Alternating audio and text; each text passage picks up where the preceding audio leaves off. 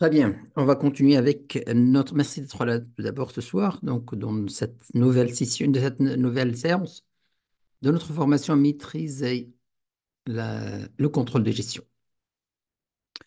Donc aujourd'hui, on va voir une dernière partie. Donc on a finalisé donc la dernière fois avec le budget d'investissement. On va juste voir deux présentations et par la suite, on va passer donc au budget de trésorerie.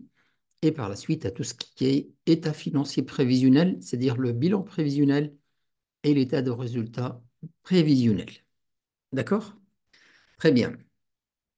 Donc, l'une des dernières méthodes donc, dans le choix d'investissement, cette méthode-là, qui cumule entre deux choses, en fait, elle actualise, elle cumule entre les flux entrants et il tient compte de la valeur résiduelle de façon continue.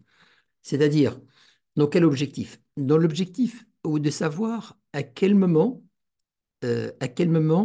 abandonner le projet et à quel moment vous devez jamais abandonner le projet. Donc, et ça, c'est toujours donc, dans un environnement, surtout un environnement incertain. Donc, voilà, on a fait un petit exemple. Exemple celui-là. Donc, pour cet investissement qui est prévu pour 8 ans, j'ai les flux d'investissement. Tout d'abord, la première année, donc j'aurai à investir donc, ces montants-là et par la suite, j'aurai des flux positifs. D'accord? La première chose à faire, c'est d'actualiser. On va utiliser le coefficient d'actualisation. Le coefficient d'actualisation, on peut le déterminer, donc c'est très facile en utilisant la fonction donc, van ou bien donc en faisant comme celle-là. Donc c'est en fait le taux d'actualisation c'est 10%. Donc un plus taux d'actualisation à la puissance, donc à la puissance par exemple celui-là à la puissance 1. Donc là à la puissance 2, à la puissance 3, à la puissance 4. Très bien. Par la suite, on a déterminé les flux actualisés. Donc, le flux actualisé, ce sera le flux multiplié par le flux, par le coefficient d'actualisation. On détermine le flux. Par la suite, on fait la cumule. Donc, la première année, ça sera 500. La deuxième année, ça sera moins 500. Moins 500 plus moins 109, donc ça devient moins 609. La troisième année, plus 124, ça devient moins 485. La quatrième année, ça sera donc moins 222 moins, moins 86, et ainsi de suite. Et là, la particularité de cette formule, qu'on met la valeur résiduelle à chaque année. D'accord? D'habitude, en fait, on tient compte de la valeur résiduelle à la fin de la période, à la fin de l'investissement. Par exemple, là, pour un investissement de 8 ans, donc on fera, par exemple, dans la huitième année, on fera, par exemple, 660 plus une valeur résiduelle. Mais là, la particularité de cette formule, c'est qu'on utilise la valeur résiduelle pour chaque année. Donc, chaque année, on met la valeur résiduelle. Et on doit l'actualiser aussi. Donc, la valeur résiduelle, la même chose, on va appliquer cette valeur résiduelle fois le coefficient d'actualisation pour déterminer la valeur résiduelle actualisée. Par la suite, qu'est-ce qu'on fait? On fait donc, on fait la somme de des cumuls de flux plus la valeur résiduelle. Donc, nous avons là moins 500 plus 400, ça nous donne moins 100. Ici, c'est moins 609 plus 364, ça nous donne moins 249. Et ainsi de suite. Là, au niveau de cumul à l'abandon, si vous remarquez, donc là, c'est le max négatif. Donc, le moins 245, c'est le min. D'accord? Ici, ça devient positif. Ici, c'est le max positif. Donc, nous avons trois événements, trois étapes. Donc là, nous avons le moins 2,45. Et donc ça, il ne faut jamais abandonner. Il ne faut jamais abandonner d'ailleurs dans ces 3 années parce qu'on est en phase de lancement. Et donc, les flux cumulés actualisés, ils sont négatifs. Donc, il ne faut jamais abandonner durant ces 3 années. Par la suite, nous commençons à avoir des flux positifs. Et certainement des flux positifs, mais qui sont en phase de croissance. Donc, on va passer de 3 à 106, par la suite à 200. D'accord? Donc là, et aussi, il ne faut jamais abandonner. Ici, en fait, la cinquième année, on est au plafond, donc au maximum de flux actualisés, ils sont à 200. Et à partir de la sixième année, il y aura une décroissance. il aura une décroissance. Donc, le meilleur moment d'abandonner si on est dans un environnement incertain, parce que le nombre d'années est très important dans un environnement incertain, donc on ne sait pas dans 2 ans, dans 3 ans, qu'est-ce qui va se passer, comment les flux vont être générés, est-ce que vraiment donc, ce sont les flux qui sont provisionnés ou non. Donc, le meilleur moment d'abandonner le projet, ce sera cette année-là, l'année 5. Et comme ça, donc, on récupère donc, notre investissement et on investit dans un autre projet qui peut être plus certain. D'accord? Donc, c'est ça la particularité de cette formule-là. Ce qu'elle nous donne les moments là où il ne faut pas abandonner, le moment là où on a un équilibre positif, donc au niveau des flux, et le meilleur moment d'abandonner le projet. Très bien. Donc, là, je vous ai mis donc une synthèse des meilleures pratiques. Donc, qu'est-ce qu'il faut faire? Donc là, les facteurs qu'on a vus, le coût initial, la rentabilité, le risque, durée de vie, l'alignement stratégique. Donc, pourquoi c'est important? Et recommandations. Recommandations, par exemple, le coût initial, ne pas bloquer trop le capital. Donc, pour le coût initial, comparer plusieurs indicateurs. Au niveau des indicateurs de rentabilité, il ne faut pas se limiter donc à un seul indicateur. Concernant le risque, intégrer les scénarios et prime de risque. Scénario, c'est-à-dire scénario optimiste, scénario pessimiste. Durée de vie, donc adapté selon stratégie financière. Alignement stratégique, prioriser les projets à venir. Donc, meilleur conseil, c'est quoi? C'est de combiner plusieurs méthodes pour éviter donc un biais d'évaluation. Réévaluer les projets régulièrement, donc pour s'adapter aux évolutions économiques, prendre en compte la rentabilité et les objectifs stratégiques pour un choix équilibré. Une bonne décision d'investissement se repose sur une approche globale mêlant analyse financière, gestion des risques et stratégie d'entreprise. Un projet ne doit pas être choisi uniquement sur une base de rentabilité, mais aussi pour son impact futur et sa capacité à générer une croissance durable. Donc ça, pour résumer, au niveau des flux, au niveau du budget d'investissement. Là, je vous ai mis donc une petite remarque ici concernant les prévisions de flux de liquidité. Concernant les prévisions de flux de liquidité, quel est le montant qu'on va prendre pour là qu'on a actualisé. Donc, quand j'ai parlé ici des flux, par exemple là, quand on a parlé des flux entrants, lesquels les flux entrants? Est-ce que le flux entrant, c'est le résultat de l'exercice ou quoi? D'après vous, qu'est-ce que ça va être le flux entrant? C'est quoi les flux entrants? Est-ce que c'est le résultat bénéficiaire, par exemple, d'un exercice, ou bien quel montant il sera à retenir au niveau de flux, là où on a dit des flux. Mais quand on va travailler sur des concrets, quel est le flux qu'on va prendre en compte pour évaluer un projet? Quels sont les flux? Est-ce que ce sont les résultats? Est-ce que c'est le résultat annuel? C'est quoi les flux? Ah, pour moi, Oui, je dirais que c'est différent du résultat annuel. oui, c'est vrai, c'est différent des Parce- résultats. Et d'accord. Et ouais. alors? Donc, qu'est-ce qu'on va prendre? C'est quoi les Donc, flux? Comment on les calcule? Comment on peut déterminer ces flux-là? bon. Ils sont déterminés au moins, sur la base de taux euh, estimés, voilà, sur comment la capacité disons, rentabilité du capital, du montant investi. Donc, Je ça parle donne, des flux qui vont être générés par l'investissement, des flux positifs qui vont être générés. Est-ce que c'est la rentabilité de projet? Est-ce que c'est les résultats bénéficiaires? Ou bien est-ce que ce sont d'autres flux que je dois prendre en compte? Ou bien c'est le résultat bénéficiaire que je dois la corriger? Donc, pour en avoir ces flux-là.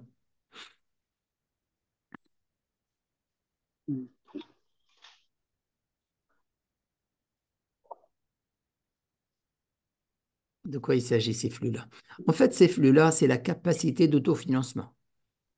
C'est la capacité d'autofinancement. C'est comme, en fait, les flux de trésorerie. Donc, le flux de trésorerie, comme vous le savez, on peut le déterminer de deux manières. Soit, donc, l'état de flux de trésorerie. Donc, l'état de flux de trésorerie, il est déterminé de deux manières. Donc, soit la manière, ce qu'on appelle la méthode directe. La méthode directe, c'est-à-dire nous avons les encaissements et les décaissements. Là, on doit parler encaissement, décaissement. Et là, pourquoi faire? Parce qu'on parle encaissement, décaissement pour éliminer tout ce qui est charge non décaissable. D'accord? Ou bien un produit non encaissable aussi. Par exemple, les amortissements. Les amortissements, c'est vrai, ce sont des charges, mais au niveau de flux, de trésorerie, ils n'ont pas d'impact parce qu'ils ne génèrent pas un décaissement. D'accord? Là, on parle de flux d'autofinancement, de capacité de financement. Et donc, on doit déterminer les flux de trésorerie. Les flux de trésorerie sont déterminés de deux manières. Soit la méthode directe, c'est-à-dire nous avons les encaissements et les décaissements. Et donc, on va déterminer, on a le solde de flux, c'est-à-dire au départ, et on va déterminer le flux de trésorerie, c'est-à-dire le solde final de trésorerie. D'accord? Là, c'est ça ce qu'on va prendre. Soit une deuxième méthode, la deuxième méthode qu'on appelle la méthode indirecte, c'est-à-dire on va partir de résultats d'exploitation. Donc, on va partir de résultats d'exploitation ou bien de résultats bruts d'exploitation. Il y en a deux méthodes aussi. Et donc, là, qu'est-ce qu'on fait? On va corriger. On va corriger le résultat d'exploitation, le RBE, le résultat brut d'exploitation, par quoi? Par tout ce qui est charge et produits non encaissables ou bien charges non décaissables. D'accord? Les charges et les produits non décaissables. Donc, pour résumer, qu'est-ce qu'on doit prendre? On ne va pas prendre le résultat de l'exercice. On ne va pas en prendre, c'est-à-dire, euh, si on va déterminer donc un état de résultat de ce projet-là, un état prévisionnel, un état de résultat prévisionnel. Donc ça va nous déterminer à la fin donc un résultat, par exemple bénéficiaire ou bien déficitaire. D'accord? C'est pas ça qu'on va les utiliser à l'état brut. Donc on doit ajuster le résultat déterminé. On va l'utiliser le résultat, mais on va l'ajuster pour déterminer cette capacité d'autofinancement. D'accord? Par quoi on va les corriger? On va les corriger par tout ce qui est charges non décaissables ou bien des produits non encaissables. D'accord? Et donc, c'est ça ce qu'on va voir tout de suite, en fait, dans un exemple, dans un exemple. Autre chose. Là, vous voyez, en fait, dans les exemples que nous avons vus, toujours on a parlé de flux entrant, c'est-à-dire le flux que vont être générés par le projet. D'accord? Ou bien par l'acquisition de cette nouvelle machine, ou bien cette amélioration. Mais ce n'est pas toujours le cas. C'est pas toujours le cas. C'est-à-dire, c'est pas toujours on aura des flux positifs. Pourquoi? Pourquoi c'est pas toujours on aura des flux positifs? Parce que il y en a des fois, on va investir plutôt dans une machine, par exemple, dans une machine, ou bien, par exemple, je vais investir dans un serveur. Je vais investir dans un serveur. Est-ce que le serveur, l'investissement dans mon serveur, est-ce qu'il va me générer des flux positifs? Non, il ne va pas me générer des flux positifs. Je ne vais pas le louer, ce serveur-là. Il ne va pas générer des flux positifs. Mais par contre, il peut générer un gain ou bien une économie de charge. Une économie de charge. C'est-à-dire, avant d'acheter ce projet-là, avant d'acheter ce serveur, j'étais par exemple obligé de louer un serveur dans un cloud. D'accord? J'étais obligé dans une data center, donc j'étais obligé de louer donc un serveur virtuel dans une data center. Donc, il y avait une facture mensuelle. D'accord?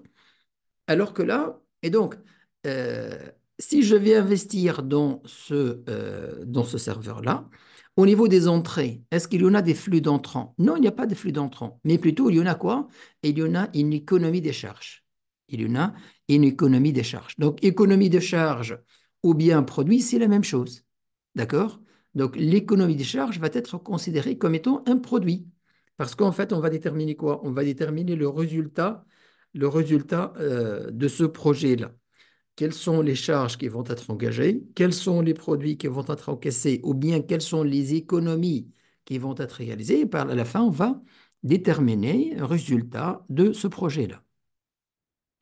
Aussi, concernant le flux, ce n'est pas toujours le cas. Par exemple, si on nous sommes obligés, on est obligé, on est obligé donc d'investir, par exemple, par exemple, dans un équipement qui nous permet, par exemple, de diminuer le taux de pollution ou bien des taux c'est-à-dire des émissions de gaz ou bien ainsi de suite. Donc, ça a été une obligation, donc, vu que nous sommes dans le secteur industriel, dans une activité polluante, donc nous étions obligés, c'est-à-dire pour pouvoir continuer à exploiter, continuer à travailler, continuer à fonctionner. Nous étions avertis, par exemple, par le ministère de protection de l'environnement, d'investir dans tel, par exemple, de faire tel investissement. Donc, l'investissement que nous avons réalisé, c'est un investissement. Il a le caractère obligatoire, c'est pas facultatif. Mais est-ce qu'il va générer des revenus? Non, il ne va pas générer de revenus. Il ne va pas générer de revenus. Et donc, pour vous dire, en fait, parce que tout de suite, on va voir de cas où en fait il n'y a pas de génération l'investissement qu'on va réaliser, il ne va pas générer des flux, mais plutôt il va réaliser des économies de charge. Tout de suite, on va passer pour mieux comprendre. Donc, Excusez-moi, Monsieur Taï. Oui, Et moi, j'ai une question.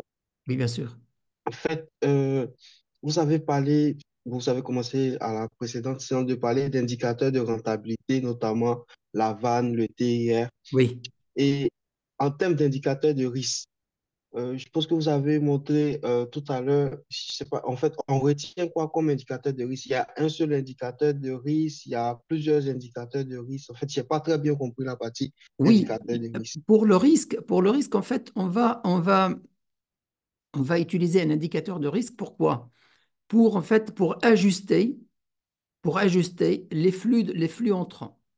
Pour ajuster les flux entrants. Donc, si par exemple nous avons prévu des flux, par exemple 10 000, 100, 10 000, 10 000, 10 000, 10 000 chaque année, là, c'est dans un environnement certain. Si l'on a un risque, donc on va ajouter un facteur de risque.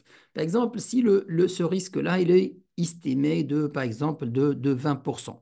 Le taux de, le taux de risque, il est de 20%. En ce moment-là, qu'est-ce qu'on va faire? On va multiplier ces flux entrants fois, donc un moins ce taux de risque. Donc, ça va être comme si on va actualiser, au lieu d'actualiser 10 000 par année, on va actualiser que 8 000 seulement par année. D'accord? Ça, d'une part. D'autre part, on peut ajuster le taux d'actualisation. Si d'habitude, on est en train d'utiliser le taux d'actualisation des flux futurs, on est en train d'utiliser par exemple un taux de 10%, dans un environnement incertain, on va majorer ce flux d'actualisation. Donc, on va utiliser un taux d'actualisation, par exemple, de 12%, de 13%. D'accord? Tout ça, en fait, pour quoi faire? Pour minimiser donc l'impact ou bien l'effet, c'est-à-dire en avoir donc une garantie qu'on soit plus pessimiste en fait sur les encaissements. Donc les encaissements qu'ils étaient, si on les a actualisés, sont indices de risque et sont ajustés le taux d'actualisation, ça aurait dû être par exemple 100 000.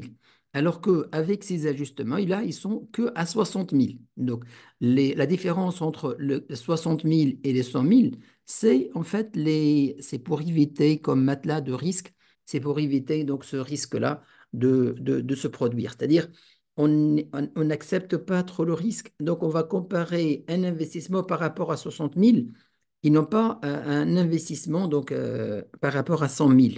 D'accord? 100 000, donc ça nous incite à investir. Donc, si nous trouvons par exemple une marge importante, donc on va décider d'investir. Mais par contre, si on va trouver une toute petite marge, donc par rapport à l'encaissement qu'on va réaliser, qui sont des flux qui étaient ajustés avec les taux de risque, et une marge très faible, donc en ce moment-là, on peut ne pas décider d'investir.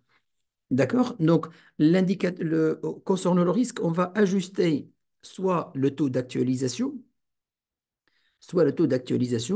l'actualisation future, donc comme on l'a cité ici. Donc, c'est à travers ces indicateurs, ces indices de risque qu'on actualise, c'est-à-dire c'est comme si dans un scénario pessimiste, c'est comme si c'était un scénario pessimiste, là on va atténuer, là on va baisser les flux futurs, on va baisser l'actualisation de ces flux futurs-là. Donc, on va les baisser. Donc, soit on va toucher, donc on va appliquer l'indice sur les flux futurs. Donc, comme je vous ai dit, par exemple, au lieu de 100 000, on va le multiplier, on va le diminuer de 20%, donc ça va être 80 000. Et aussi, on peut utiliser, donc ajuster le taux d'actualisation. Au lieu d'utiliser un taux standard de 10%, on va utiliser un taux de 15%. Donc, selon le risque, l'importance de risque, soit on utilise une seule méthode, c'est-à-dire soit on réduit les flux futurs, on les ajuste, soit on les ajuste les deux. C'est-à-dire on ajuste les flux futurs et on ajuste le taux d'actualisation. D'accord? Donc, avec ces deux-là, qu'on baisse nos prévisions. D'accord? Parce que s'il y en a un risque, ou bien si la période elle est assez longue, s'il y en a vraiment beaucoup de volatilité, donc la visibilité, elle va manquer. Et donc, si la visibilité, elle manque, donc certainement, on sera pessimiste. Donc, on va pas, c'est pas comme, par exemple, renouveler des machines. Donc, si nous avons déjà une machine, c'est une activité, c'est notre activité, nous connaissons donc les concurrents, les clients, les matières premières, les aléas de production, notre personnel, il est habitué, donc les machines sont rodées. Donc là, il n'y a pas vraiment de risque, il n'y a pas vraiment de grand risque. Par contre, si on va entrer dans une nouvelle activité, donc là, le marché, on ne le connaît pas encore, on ne connaît pas les concurrents, les clients, et ainsi de suite. Donc tout, vraiment, donc là, le niveau de risque n'est pas le même. N'est pas comme si on va investir dans un projet, dans une activité, là où on n'a pas d'historique. C'est pas comme on va investir dans une activité, dans notre activité actuelle qu'on maîtrise très bien. D'accord? Qu'on maîtrise très bien, qu'on connaît les concurrents, les clients, on sait notre position, notre part de marché. Donc, tous ces indicateurs-là, ils sont déjà définis. Alors que dans l'autre cas, accéder à un nouveau marché, et même si on est, par exemple, là, par exemple, je suis dans l'industrie des chaussures. D'accord? Je suis dans l'industrie des chaussures. Par exemple, je vais décider de changer des machines qui sont arrivées donc à échéance, c'est-à-dire après 5 ans, 10 ans, donc je vais changer. La deuxième possibilité, c'est que plutôt, donc je suis dans le secteur de chaussures, mais je vais investir dans une autre machine, ou bien dans un autre segment. Par exemple, je faisais de chaussures, maintenant je vais faire, par exemple, des boots, exemple, ou bien je vais faire un autre produit. Et l'autre cas, c'est plutôt, par exemple, je vais exporter. Donc, je vais investir encore pour exporter. Donc, ça sera un nouveau marché. Donc, ça sera donc une nouvelle clientèle, un autre pays. Donc, vous voyez, le niveau de risque n'est pas le même. Donc, le niveau de risque le plus élevé, certainement, c'est d'exporter. Le deuxième, ça sera de intégrer une nouvelle gamme. Et le troisième, qui est le risque le plus faible, c'est celui de même activité. D'accord? On est dans la même activité qu'on a maîtrisée, qu'on a de l'expérience, qu'on a de clientèle, qu'on connaît notre part de marché, qu'on connaît les réseaux de distribution, qu'on connaît les matières, les achats, les fournisseurs et ainsi de suite. Donc, il y en a des niveaux de risque. Donc, chaque fois où on augmente au niveau de risque, donc il ne faut pas que vous soyez optimiste. Donc, il faut donc atténuer ou bien, c'est-à-dire amortir ou bien diluer les prévisions futures à travers ces indicateurs, ces indices de risque. D'accord? Ces indices de risque. Est-ce que c'est clair? Oui, effectivement, c'est très clair. Et j'aimerais savoir, est-ce qu'il y a des formules pour calculer les indices de risque? Non, en fait, vous allez adopter un taux. C'est juste un Ok, taux. Par exemple, le taux, vous allez dire, par exemple, là où il y en a un risque, donc par exemple, qu'on n'atteigne pas cet objectif, donc ouais, par exemple, un nouveau marché, ça sera un risque de 20%. On a un 20% de risque. Et donc, si j'utilise un taux, par exemple, au niveau des mes flux, au lieu de 10 000, donc ça sera, par exemple, donc 10 000 fois 1 moins 20%. Donc, ça sera 10 000 fois 80%, ça sera 8 000 la première année, 8 000 la deuxième année, 8 000 la troisième année. Aussi au niveau de taux d'actualisation. Au lieu d'utiliser par exemple un taux de 10%, je vais utiliser un taux de 10% fois 1,2 qui est le taux de risque, ça sera 1,12. Donc, l'actualisation, elle va se faire sur 1,12. Et si l'actualisation, elle va se faire sur 1,12, donc par exemple, 10 000 à actualiser à une année, ça sera par exemple 9 900. Et par contre, si je vais utiliser 1,12, ça sera plutôt 9 500 seulement. Et donc, au niveau des flux, ça va baisser. D'accord?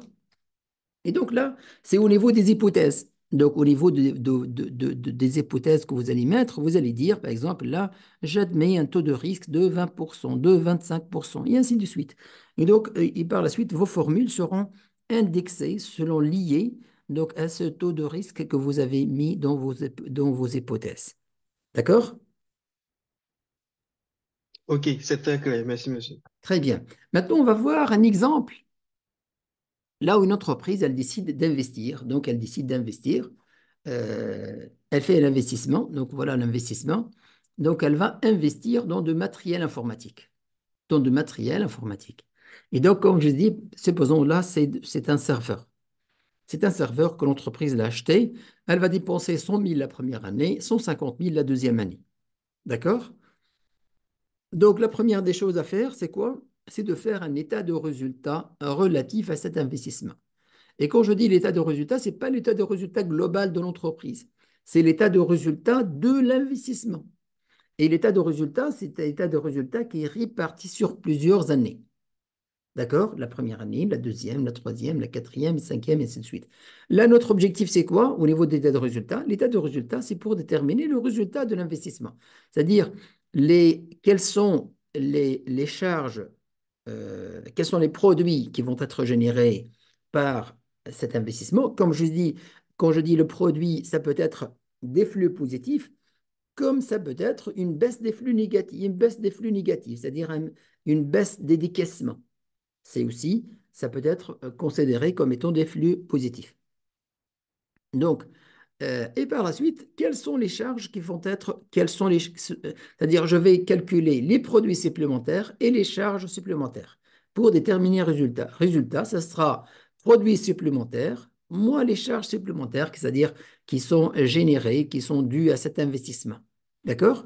Donc, je vais faire un état de résultat. C'est de cette façon. Donc, j'aurai. Donc, ça, c'est l'état de résultat standard. Donc, là où j'en ai les ventes, les coûts des ventes, une marge, les autres charges, l'amortissement, total des frais, profit. Donc, les produits dépassent les charges, j'aurai un profit, sinon j'aurai donc une perte. D'accord? Donc, vous voyez là, au niveau des ventes, on n'a rien au niveau des ventes. Il n'y a pas de vente. Pourquoi il n'y a pas de vente? Parce que, comme je vous ai dit, et c'est une acquisition de serveurs, ça va nous permettre une économie plutôt.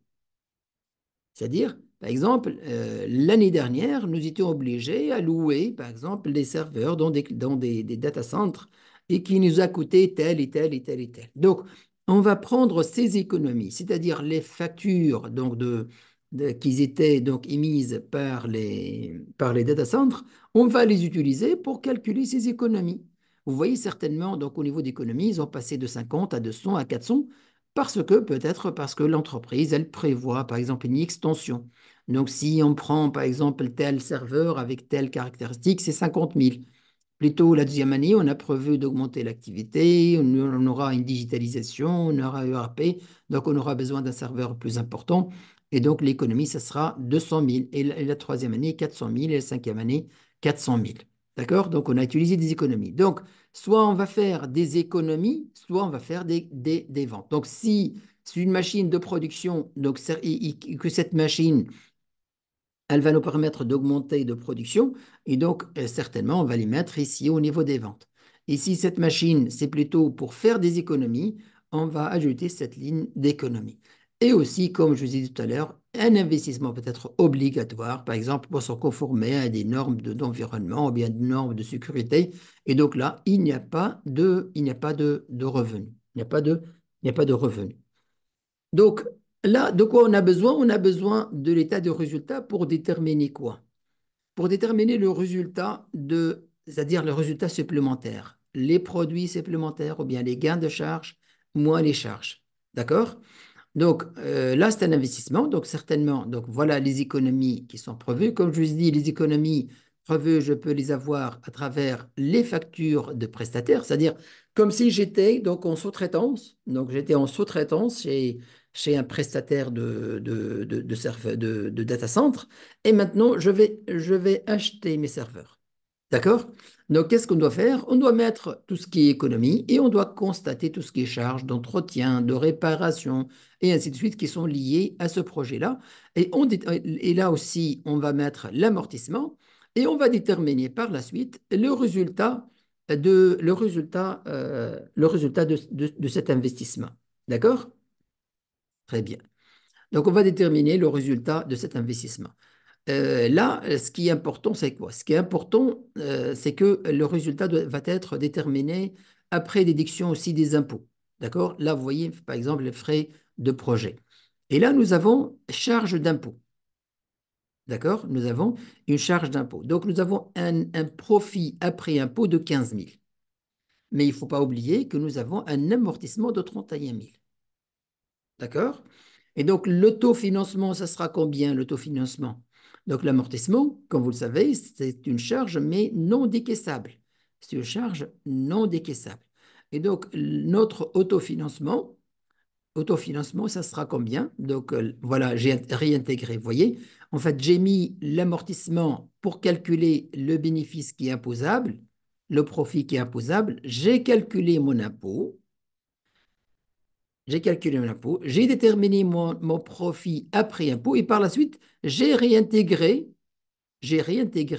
les charges qui sont non décaissables et les produits qui sont non encaissables. Donc, perte sur vente, profit, ainsi de suite. D'accord? Donc, ce sont des profits non encaissables et cette charge non décaissable, donc je l'ai intégrée pour déterminer à la fin le profit supplémentaire. Voyez? Le profit supplémentaire. Donc, ça, c'est ce que ça va être ce qu'on va gagner en réalisant cet investissement. Donc, ça, c'est le profit supplémentaire. Et par la suite, on va passer à l'état de flux de trésorerie. L'état de flux de trésorerie il va commencer à partir de cette valeur-là. Donc, l'état de flux de trésorerie. Donc, voilà. Vous voyez, l'état de flux de trésorerie, elle commence. La première ligne, c'est le résultat de. Elle prend les données de l'état de résultat. D'accord? De l'état de résultat. Par la suite, qu'est-ce qu'on va mettre? On va mettre l'investissement qu'on va réaliser. Matériel informatique, 100 000 la première année, 150 000 la deuxième année. Et on va calculer à la fin quoi? On va calculer le flux net, le flux annuel. Donc, nous avons là 100 000 encaissement zéro, donc ça sera 100 000. La deuxième année, 100 000, 150 000 et 17 000 de gains. Donc, ça sera 133 000 en négatif. La troisième année, la quatrième, la cinquième, la sixième. Donc, ce sont ces flux-là qu'on va utiliser pour étudier donc, la rentabilité du projet. D'accord? Donc, vous voyez quelles sont les étapes? Donc, les étapes, tout d'abord, on a déterminé donc, notre investissement. On l'a mis dans lesquelles années on va décaisser. Par la suite, on a déterminé l'état de résultat. On veut déterminer ce profit supplémentaire.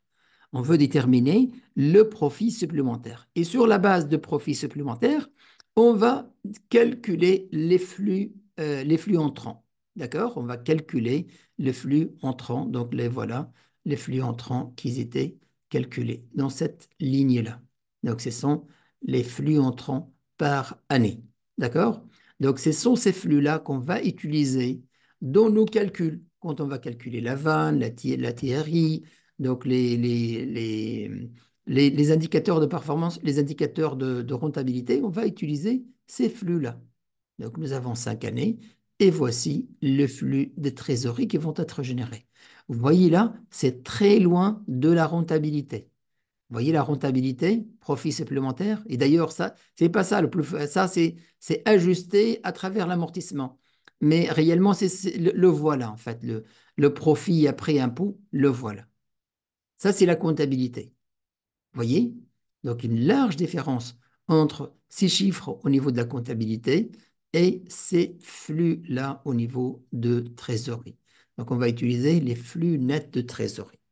On va utiliser les flux nets de trésorerie pour réaliser nos calculs. D'accord? Très bien. Là, je vous ai mis en fait les indices de profitabilité.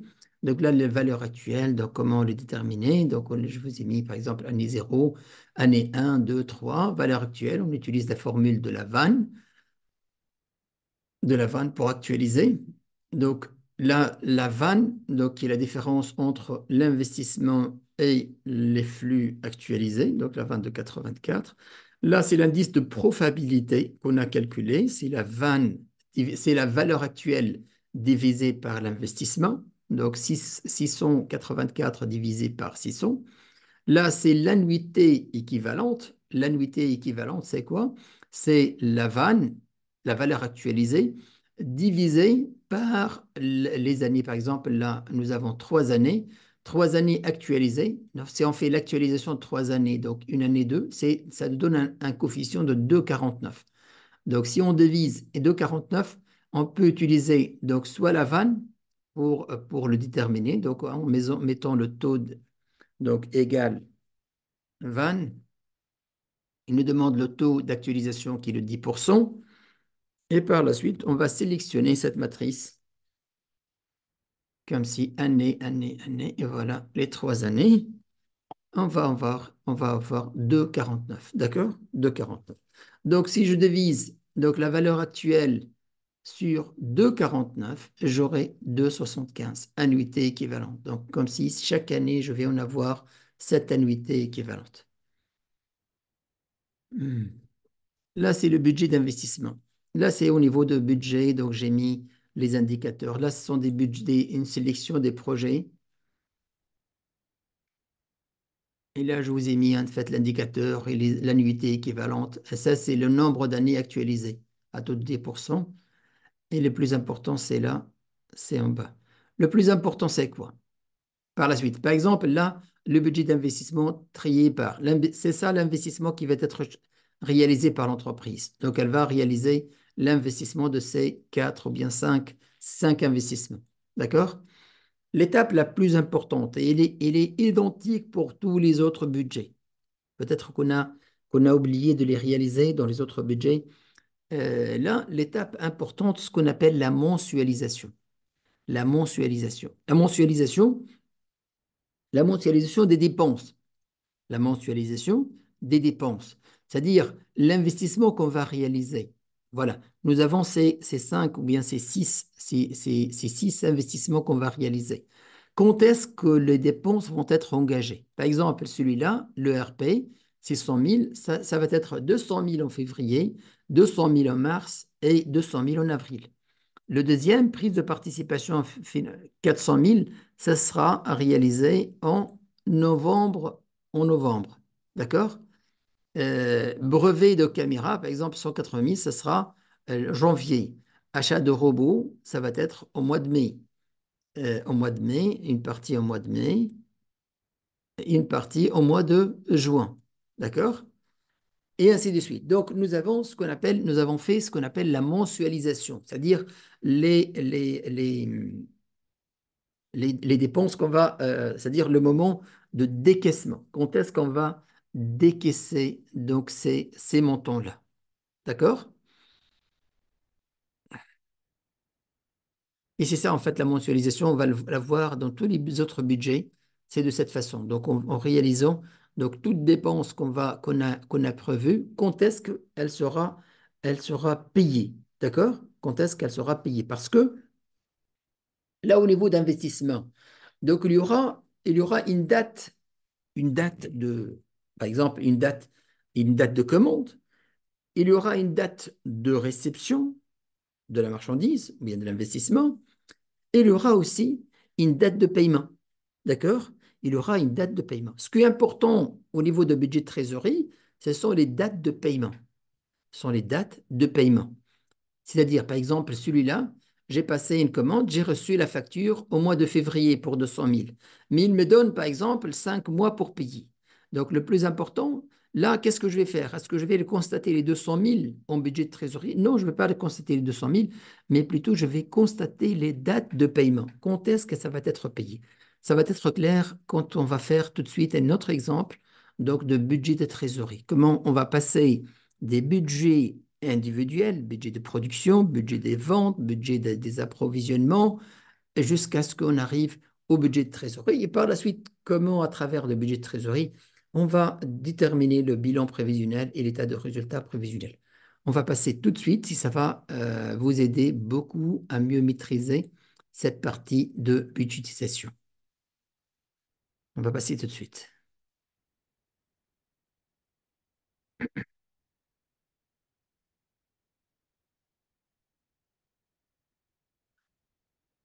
Voilà. Là, je vous ai mis l'articulation budgétaire. Donc, le budget, comment on passe? Tout d'abord, on va commencer de bilan initial. Donc, il faut en avoir toujours un bilan initial. D'accord? Bilan initial. Dans ce bilan, qu'est-ce qu'on va trouver? Dans le bilan, on va trouver des dettes et on va trouver des créances. On va trouver des dettes et on va trouver des créances. D'accord? Donc, nous avons un actif et nous avons un passif. Très bien. Donc, au niveau de l'état de flux de trésorerie, c'est-à-dire comment elle va être touchée par le bilan? Le bilan, en fait, il va toucher quoi? Nous avons, par exemple, au 31/12, nous avons un compte de client pour 100 000. D'accord? Ça, c'est au niveau des bilans, bilan de l'année dernière. Et donc, ce client-là, certainement, va être payé. Il va être payé quand? Par exemple, il va être 50% en janvier, 50% en février. Et donc, l'état de flux de trésorerie, comment il va être touché? Il va être touché par l'entrée c'est-à-dire l'encaissement de cette créance. La même chose pour les dettes. On va trouver un compte qui s'appelle compte fournisseur. Et ce fournisseur, comment va être payé? Il va être payé, par exemple, la totalité au mois de janvier. Et donc, le bilan initial, il est très important pour déterminer le budget de trésorerie. On ne peut pas parler de budget de trésorerie sans bilan initial. Ça, c'est impossible, sauf pour une entreprise nouvellement créée. D'accord? Mais parce que, comme je vous ai dit, un bilan, on va trouver des dettes et on va trouver des créances. Des créances, donc certainement il y aura des encaissements. Des dettes, certainement il y aura des paiements, indépendamment du budget de l'année. Indépendamment du budget de l'année. Donc, une entreprise, il y en a toujours un historique qui va nous suivre. D'accord?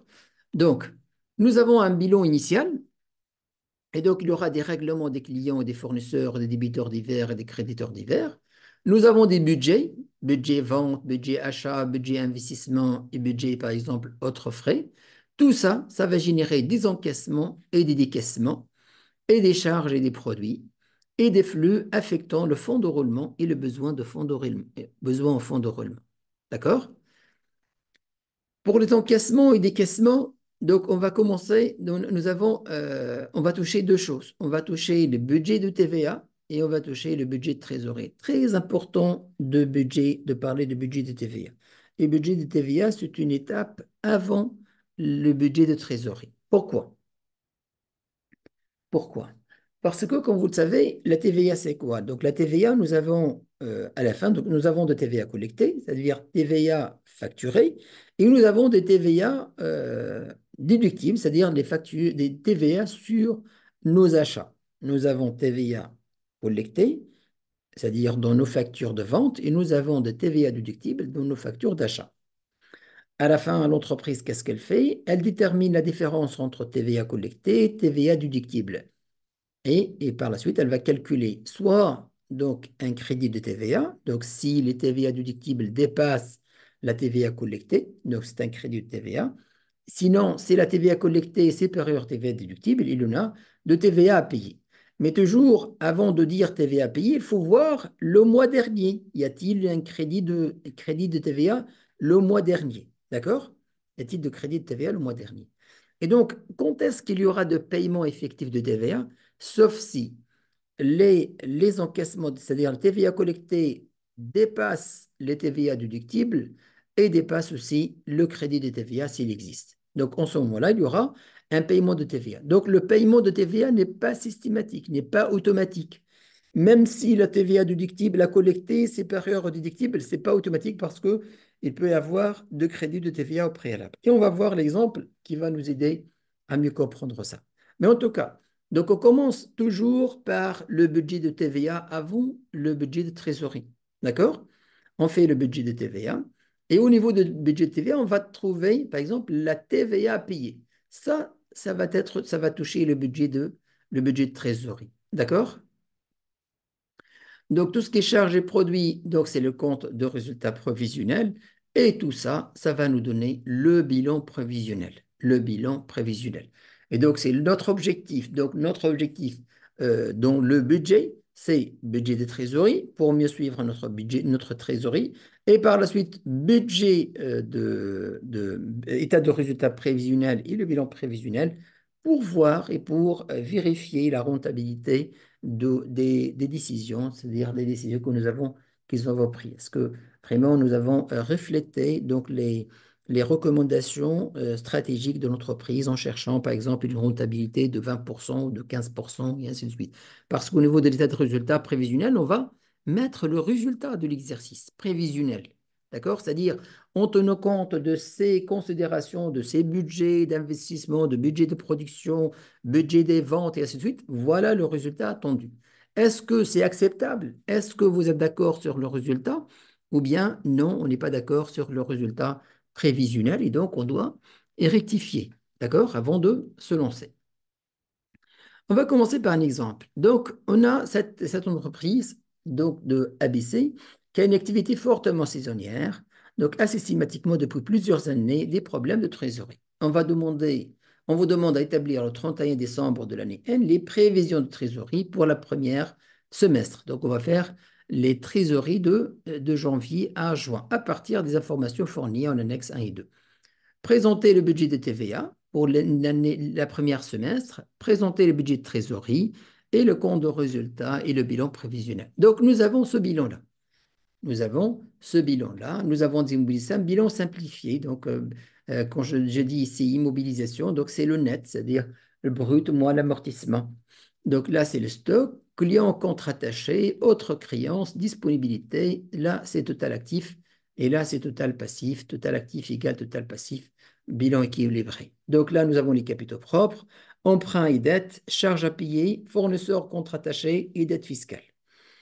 Nous avons des notes. Là, par exemple, le client contre-attaché de 2. Donc, là, c'est très important au niveau de budget de trésorerie. Vous voyez là, le solde client contre-attaché, 325.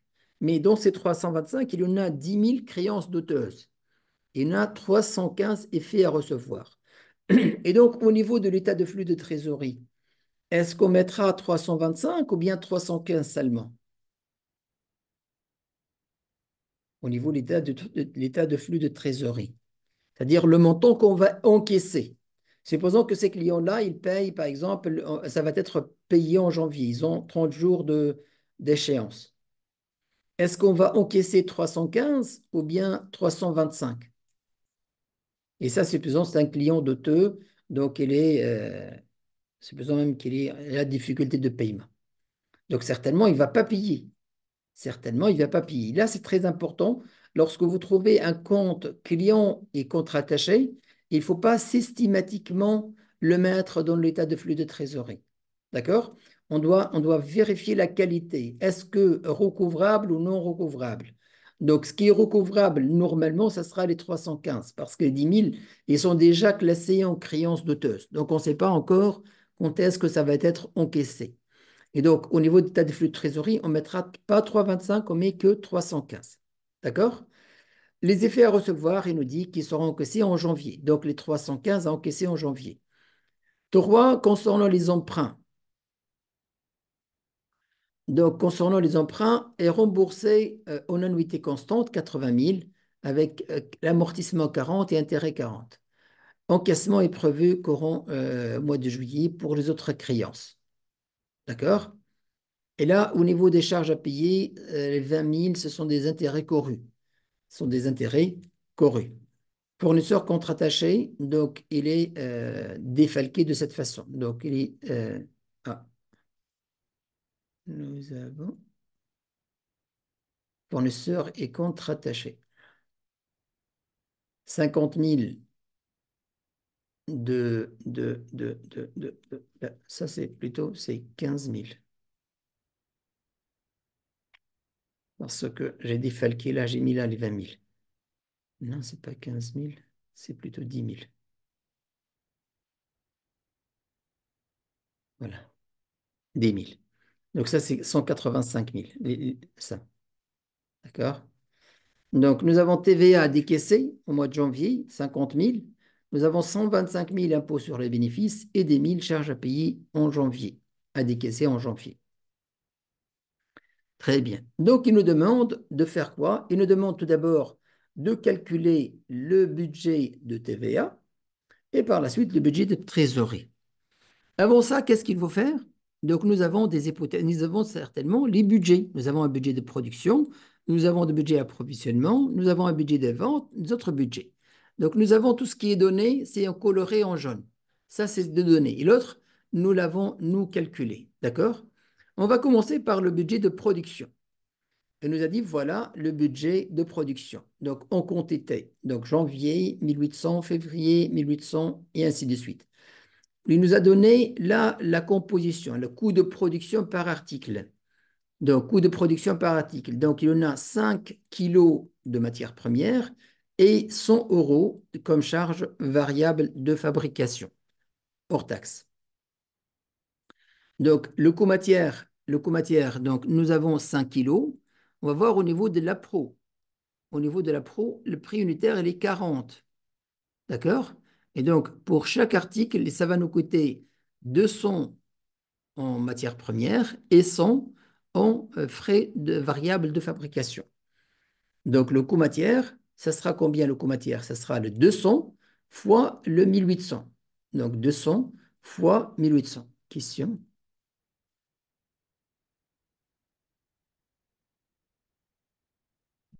Donc, le coût matière, c'est 200 fois 1800. Et les coûts de frais variables, c'est 100 fois 1800. Et ça, c'est hors taxe. D'accord? Les frais fixes de production, il nous a dit, là, il y en a des frais fixes.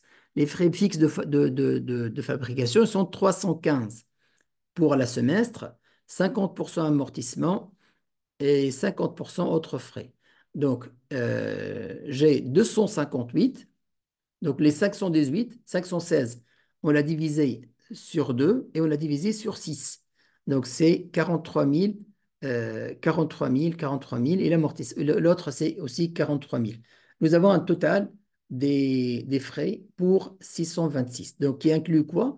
Qui inclut le coût matière, le coût des frais variables et les frais fixes de fabrication.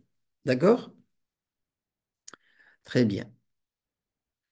Là, le coût de production, là, j'ai calculé le coût de production par article. Le coût de production par article, on va l'utiliser par la suite lors de l'évaluation de stock de produits finis. D'accord? Donc, le coût de production par article, c'est le total divisé par la quantité. Donc, 626, on l'a divisé par 1800.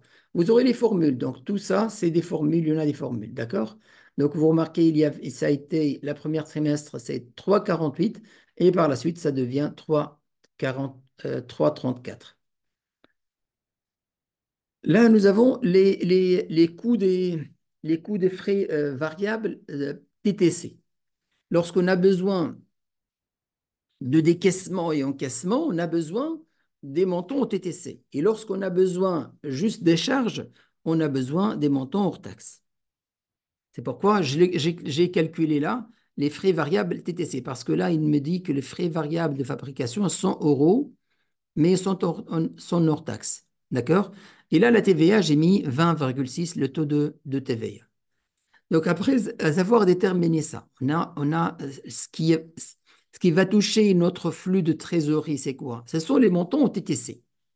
Les montants en TTC, ce sont les montants qui vont influencer notre budget de trésorerie. Parce qu'on achète en TTC et on vend en TTC. D'accord? Donc ça, c'est le coût de production. Notre coût, là, au niveau des coûts de fabrication, ça, c'est pour les frais variables. Mais ça reste toujours, donc nous avons ça, c'est-à-dire au niveau des coûts, qu'est-ce que nous avons? Nous avons les frais, ces frais variables-là. Nous avons les autres frais, parce que l'amortissement, on ne va pas le mettre ici. L'amortissement, on va l'utiliser au niveau des immobilisations. Et nous avons les coûts matières. D'accord? Nous avons les coûts matières, ça aussi, on va les voir dans un autre budget, le budget d'approvisionnement. Mais là, nous avons ces frais fixes et ces frais variables en TTC. Donc, c'est ça ce qu'on va voir. Donc là, nous avons déterminé par mois quels sont nos frais fixes et nos frais variables par mois. Là où pour réaliser le budget de trésorerie, on a besoin de ce qu'on appelle la mensualisation. On a besoin de la mensualisation, c'est-à-dire ces montants-là, comment vont être payés. Vous avez calculé 216 000, vous avez calculé 43 000, mais au niveau de flux de trésorerie, on a besoin du mois. À quel moment ces montants-là, ils vont être décaissés ou bien à quel moment ils vont être encaissés. Là, on parle des charges. Donc, ça va être à quel moment on va être décaissé. Donc, là, il nous dit que les frais variables de fabrication, ils sont à paiement immédiat. Donc, ils sont payés donc immédiatement. D'accord? Et donc, qu'est-ce que nous avons? Nous avons là les coûts des frais variables et nous avons les autres, c'est-à-dire les autres frais fixes. Parce que, comme je vous ai dit, l'amortissement, ça va être, on va le mettre au niveau des charges, au niveau des immobilisations. Donc, nous avons en total combien? Nous avons en total 260. Donc, il nous a dit le paiement est immédiat. Donc, les 260 vont être décaissés au mois de janvier. Au mois de février, nous avons la même chose. Donc, nous avons 260. Ça va être encaissé au mois de février. Au mois de mars, 43 et 216. 260, la même chose. Le mois d'avril, 43 plus 301. Nous avons 344. Donc, ça va être décaissé au mois d'avril. Au mois de mai, donc nous avons 43 plus 301. Donc, la même chose, 344. Au mois de juin, nous avons 43 et 301, ça fait 344 000. D'accord? À décaisser, la même chose au mois de juin. Ça pour le budget de production. Donc ça, c'est de la matière première. Donc la matière première aussi, je ne l'ai pas tenu compte ici. Pourquoi je ne l'ai pas tenu compte? Parce qu'on va la voir au niveau de budget d'approvisionnement. La matière première, on va la voir au niveau de budget d'approvisionnement. Ce qui est important maintenant, c'est quoi? Ce qui est important maintenant, c'est tout d'abord de voir, y a-t-il quelque chose qui va rester au niveau de bilan? Parce que là, ce sont des fournisseurs. Quand je parle des coûts, des coûts variables de fabrication ou bien des autres frais fixes, ça peut être des autres frais fixes, ça peut être des fournisseurs. Et donc, qu'est-ce qu'on doit comparer? Qu'est-ce qu'on doit comparer pour savoir est-ce qu'il y en a, est-ce qu'il y a quelque chose qui va rester au bilan? Qu'est-ce qui va rester au bilan en fait? C'est-à-dire, soit c'est la différence entre la dette et le paiement. Là, au niveau des paiements, au niveau de la dette, au niveau de la charge, qu'est-ce qu'on a comme charge?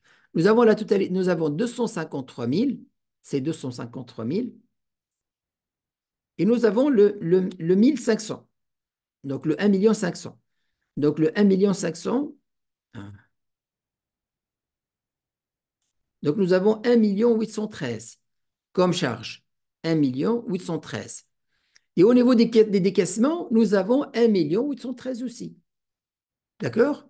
Et donc, si nous avons toute la totalité des charges, elles étaient payées. Donc, certainement, il n'y a pas de dette. C'est pourquoi, au niveau de bilan, on ne va rien mettre ici au niveau de bilan. D'accord? On ne va rien mettre ici au niveau de bilan.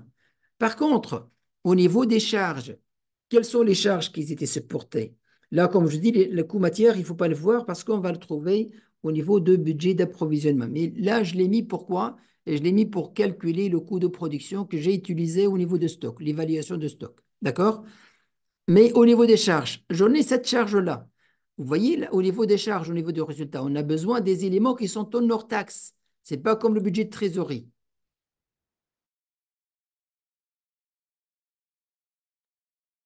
Donc, nous avons besoin des éléments qui sont hors taxe. Donc, les frais de variable de fabrication, donc nous avons le 1 250 000, l'amortissement 258 000 et les autres frais 258 000. D'accord? Donc, il faut toujours faire de cette façon. Donc, et d'ailleurs, en fait, vous allez la voir au niveau de budget d'approvisionnement. Lorsqu'on a des éléments qui sont en bilan, c'est-à-dire bilan initial. Ça, c'est le bilan N-1. Ça, c'est le bilan N-1. Et ça, c'est le bilan qu'on va le réaliser maintenant. C'est le bilan de l'année N. D'accord? Et donc, s'il y avait une dette qui est restée impayée l'année dernière, il faut en tenir compte au niveau de paiement. Et on va le voir tout de suite. Donc, l'essentiel, comment il faut faire? Donc, nous avons nos budgets que nous avons déterminés, les budgets de production. Par exemple, celui-là, budget de production. Je l'ai calculé les coûts de production par article, comme je dis, parce que j'aurai besoin par la suite au niveau de l'évaluation de stock. J'en ai du stock de matières premières, j'en ai du stock de produits finis. D'accord? Et donc, j'en ai besoin de déterminer le coût de production pour déterminer la valeur de stock de produits finis. Parce que je vais faire, je dois, j'ai à préparer le bilan prévisionnel. Et dans le bilan prévisionnel, certainement, il faut y avoir du stock. Et aussi, au niveau des charges, je dois calculer la variation des stocks. D'accord? Donc, je dois mettre la colonne de bilan N-1 lorsqu'il y en a une dette qui provient de l'année dernière que je dois la placer, la mensualiser, c'est-à-dire quand est-ce qu'elle va être payée. Et comme ici, en fait, voilà, au niveau de budget d'approvisionnement. Vous avez vu budget d'approvisionnement.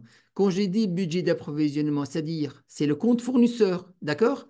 Ici, je reviens à mon bilan, le compte fournisseur. J'en ai ce compte fournisseur. Il est de combien? 185 000. Donc, avec fournisseur et compte rattaché, avec une charge à payer, quoi, comme ça, 185 000. Ah,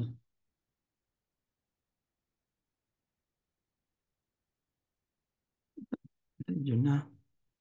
Ça, c'est pas ici. Ah, je me suis trompé. Je me suis trompé. Ça, c'est ici. C'est pourquoi il m'a... Là, c'est 210. Je me suis trompé la dernière fois. Donc, 35 000. Voilà. Je m'excuse vraiment. Donc, nous avons compte fournisseur et compte rattaché 185 000. Nous avons une dette de 185 000. Donc, au niveau de budget d'approvisionnement, nous avons une dette de 185 000 de départ. D'accord? Et donc, cette dette-là, certainement, on doit la payer. Donc là, nous avons le budget d'approvisionnement.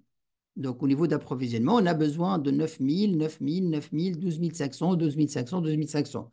Et nous avons le prix, le prix unitaire. Et donc, nous avons déterminé le total hors taxe, la TVA et le total. D'accord? Donc, nous avons déterminé le total d'achat TTC parce qu'on va payer en TTC. Mais qu'est-ce qu'on va payer, nous?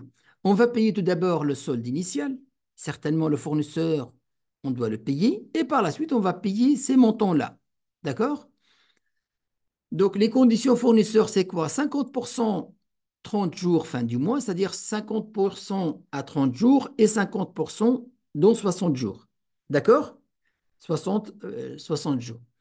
Donc là, pour le solde initial, il y en a une information ici que le fournisseur, tac, tac, tac, tac, où il est?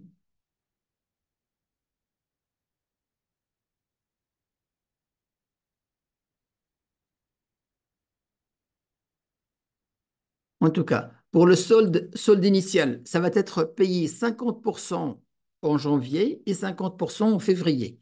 Donc 50% 30 jours et 50% 60 jours. C'est les mêmes conditions. Donc vous voyez là le solde initial. J'ai mis le solde initial.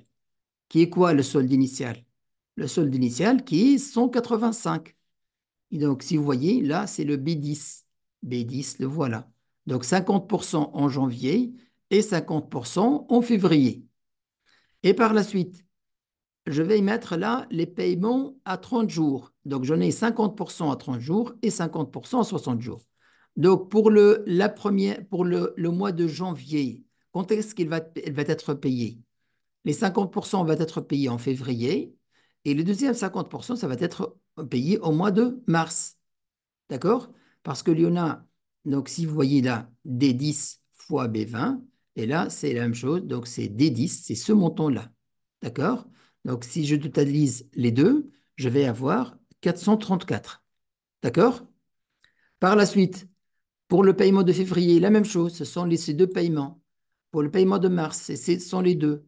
Pour le paiement d'avril, ce sont ces deux-là. Et pour le paiement de mai, j'en ai que celui-là. D'accord? Donc, qu'est-ce que j'ai payé, moi?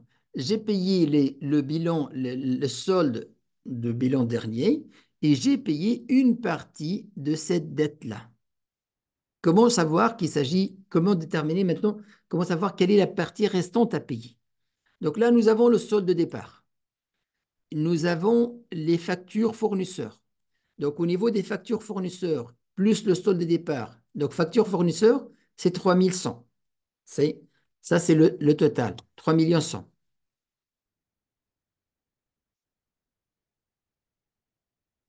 D'accord? Nous avons les paiements réalisés. Nous avons payé, ça, c'est le solde initial. Donc, ça, c'est facture.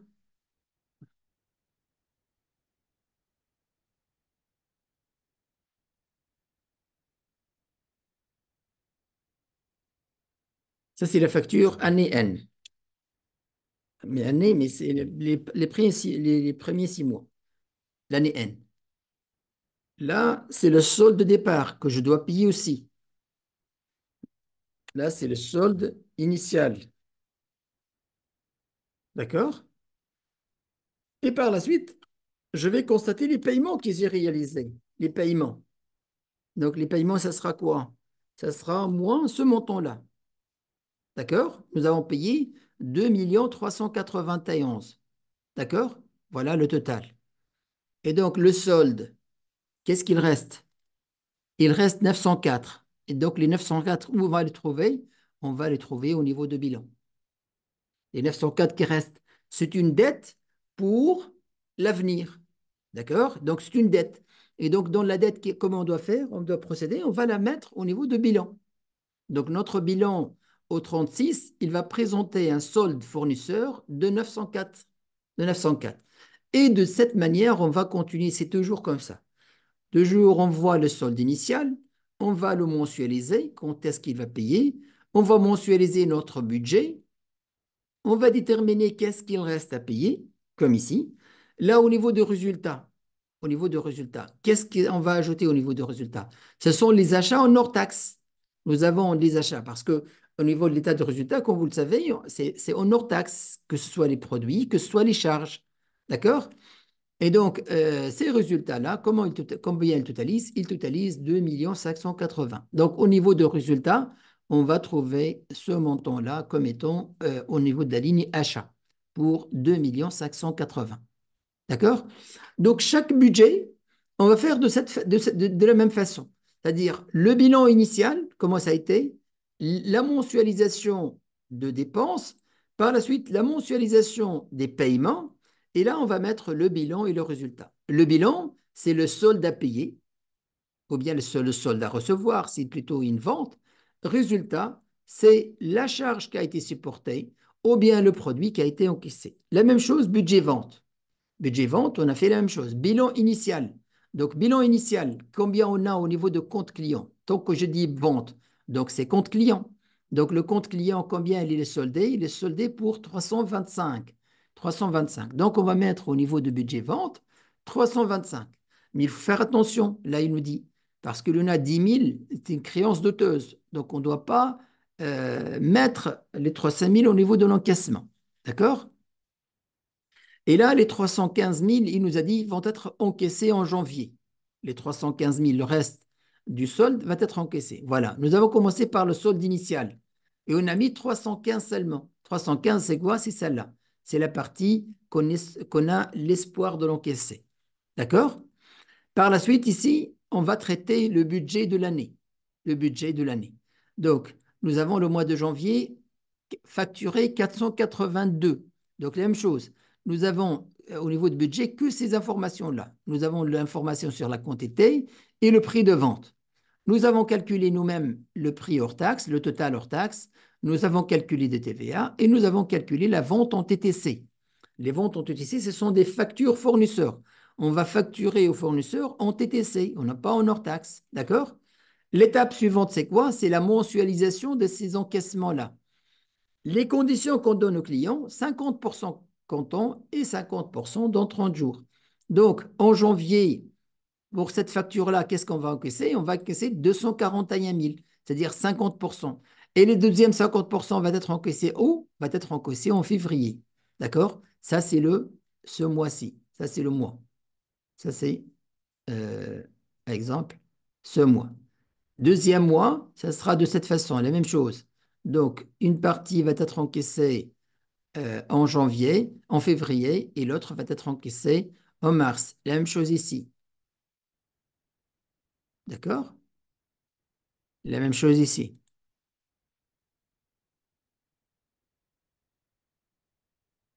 Donc, vous voyez? Donc, là, on a le solde initial, là, on a les factures, et ici, nous avons une répartition au niveau de flux de trésorerie. Comment les flux vont entrer, c'est-à-dire le timing, le plus, pour le budget de trésorerie, c'est très important de savoir le montant et le timing. À quel moment les flux vont entrer et à quel moment les flux vont sortir. D'accord? Très bien. On a réparti la totalité. Maintenant, on va déterminer ces montants-là au niveau de résultats et au niveau de bilan. Au niveau de résultats, c'est une vente. Donc, nos ventes, notre chiffre d'affaires en hors taxe, c'est quoi? C'est celui-là. Voilà notre chiffre d'affaires. C'est 5 520. Donc, au niveau de l'état de résultat, on va mettre au niveau des ventes 5 520. Très bien. Maintenant, au niveau de bilan. Au niveau de bilan, c'est la même chose. Donc, on va prendre ces éléments-là. Donc, au niveau de bilan, ah, ah,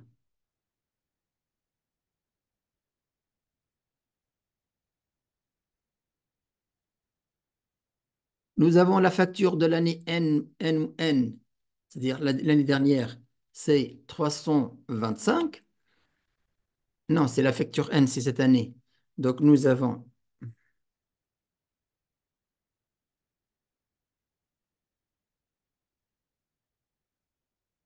donc, cette année, nous avons facturé pour 6 656 000. Le solde initial, il est de 325. Les paiements que nous avons encaissé 6 130 000.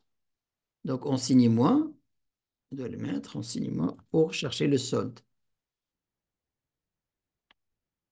Et donc, le solde compte client, ça va être combien? 878. Le voilà, 878.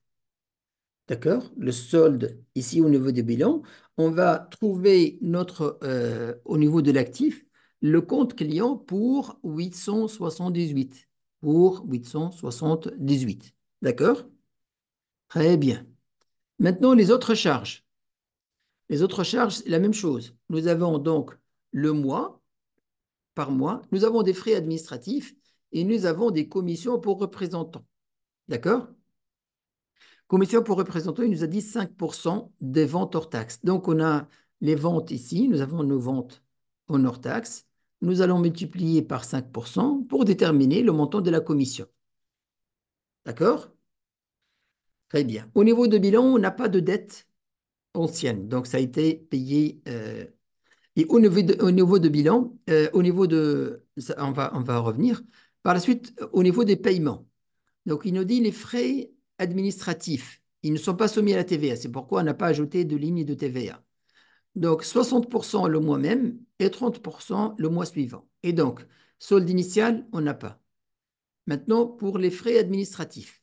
Les frais administratifs. Donc, nous avons 60 fois 67. Donc, il va être encaissé le mois même, c'est-à-dire le mois de janvier. Et le reste va être encaissé au mois de, au mois de février. La même chose pour celui-là. Pardon, pardon.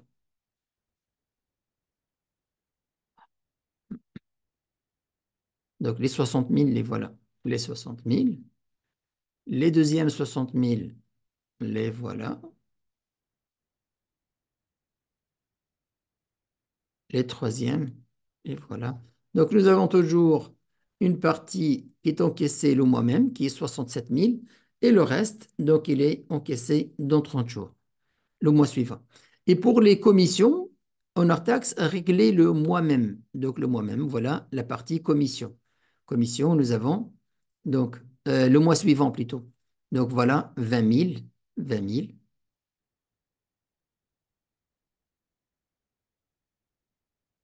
Là, c'est 20 000, 20 000. D'accord?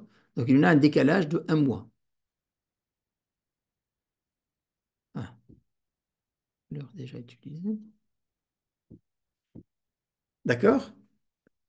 Très bien. On va faire maintenant la même chose. Donc, on va prendre les mêmes.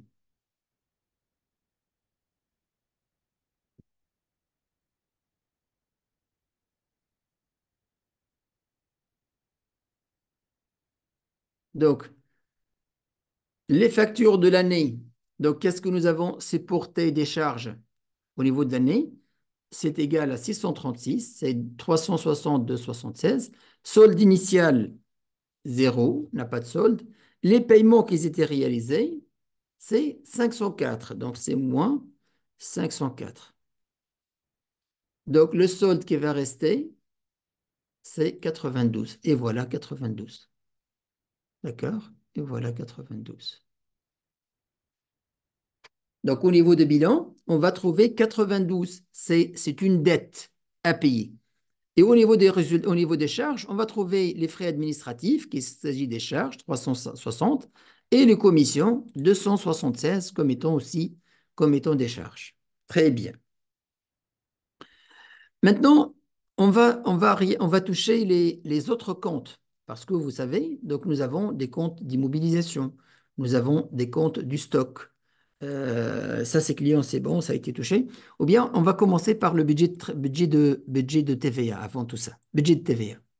Budget de TVA. Donc, budget de TVA. Qu'est-ce que nous avons au niveau du budget de TVA? Nous avons de TVA collectée. Ce sont les TVA sur les ventes. Donc, à travers quoi on va prendre ça?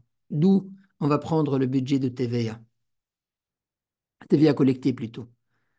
Avant tout, nous avons une information ici au niveau de bilan N-1.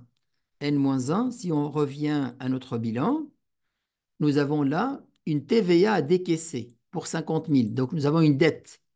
D'accord? Décaisser quand? À décaisser. Décaisser le mois suivant, c'est-à-dire à décaisser en janvier. Donc, ça, c'est très important. Donc, nous avons de TVA à décaisser pour 50 000 qui provient de l'année antérieure. Maintenant, pour le budget de cette année, nous avons janvier 82. On va les prendre de budget vente. Donc, budget vente, je n'ai le montant de TVA. Je n'ai 82 000, 82 000, 82 000. C'est-à-dire comme si je veux prendre cette ligne-là. D'accord? Très bien. Ça, c'est au niveau des ventes. Par la suite, j'ai de TVA déductible. TVA déductible sur quoi? J'en ai TVA déductible sur mes achats de matières premières et sur mes frais de fabrication. Donc, matières premières, donc c'est au niveau de budget d'approvisionnement. Voilà, budget d'approvisionnement. Voilà, c'est TVA 74 103. Et donc, je vais le trouver ici. Donc, voilà 74 103.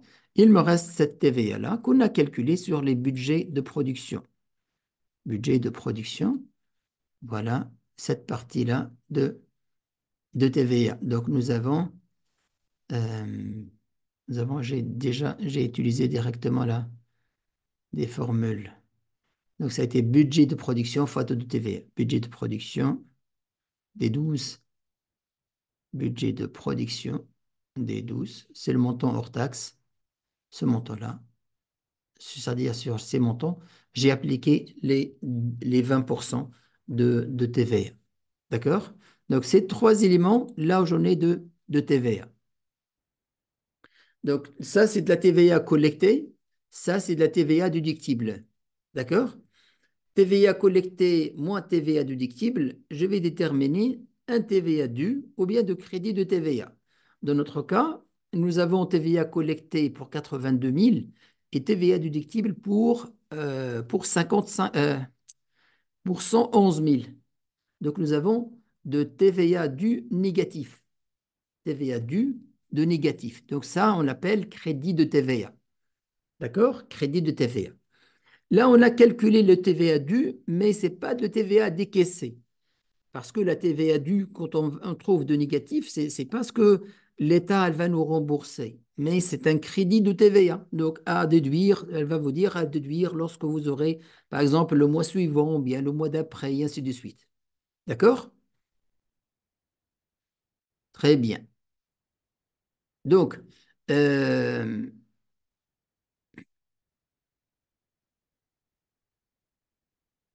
donc, nous avons TVA due pour 28, pour 28 000. Pour 28 000. D'accord?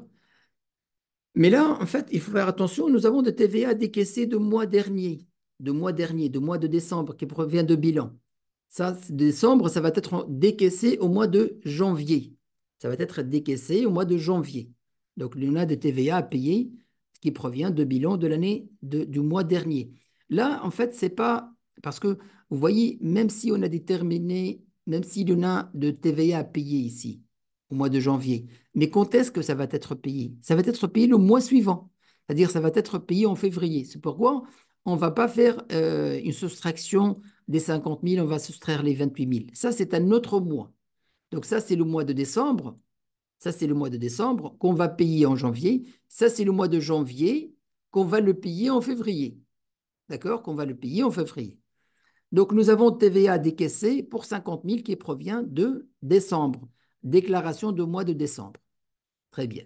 Là, nous avons TVA dû qui est négatif. Donc, nous avons un report de TVA à reporter le mois prochain.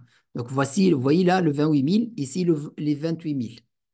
Donc, au mois de février, j'ai de TVA collecté 82 000. TVA sur achat, TVA fabrication, moins et plus les crédits de TVA que j'ai.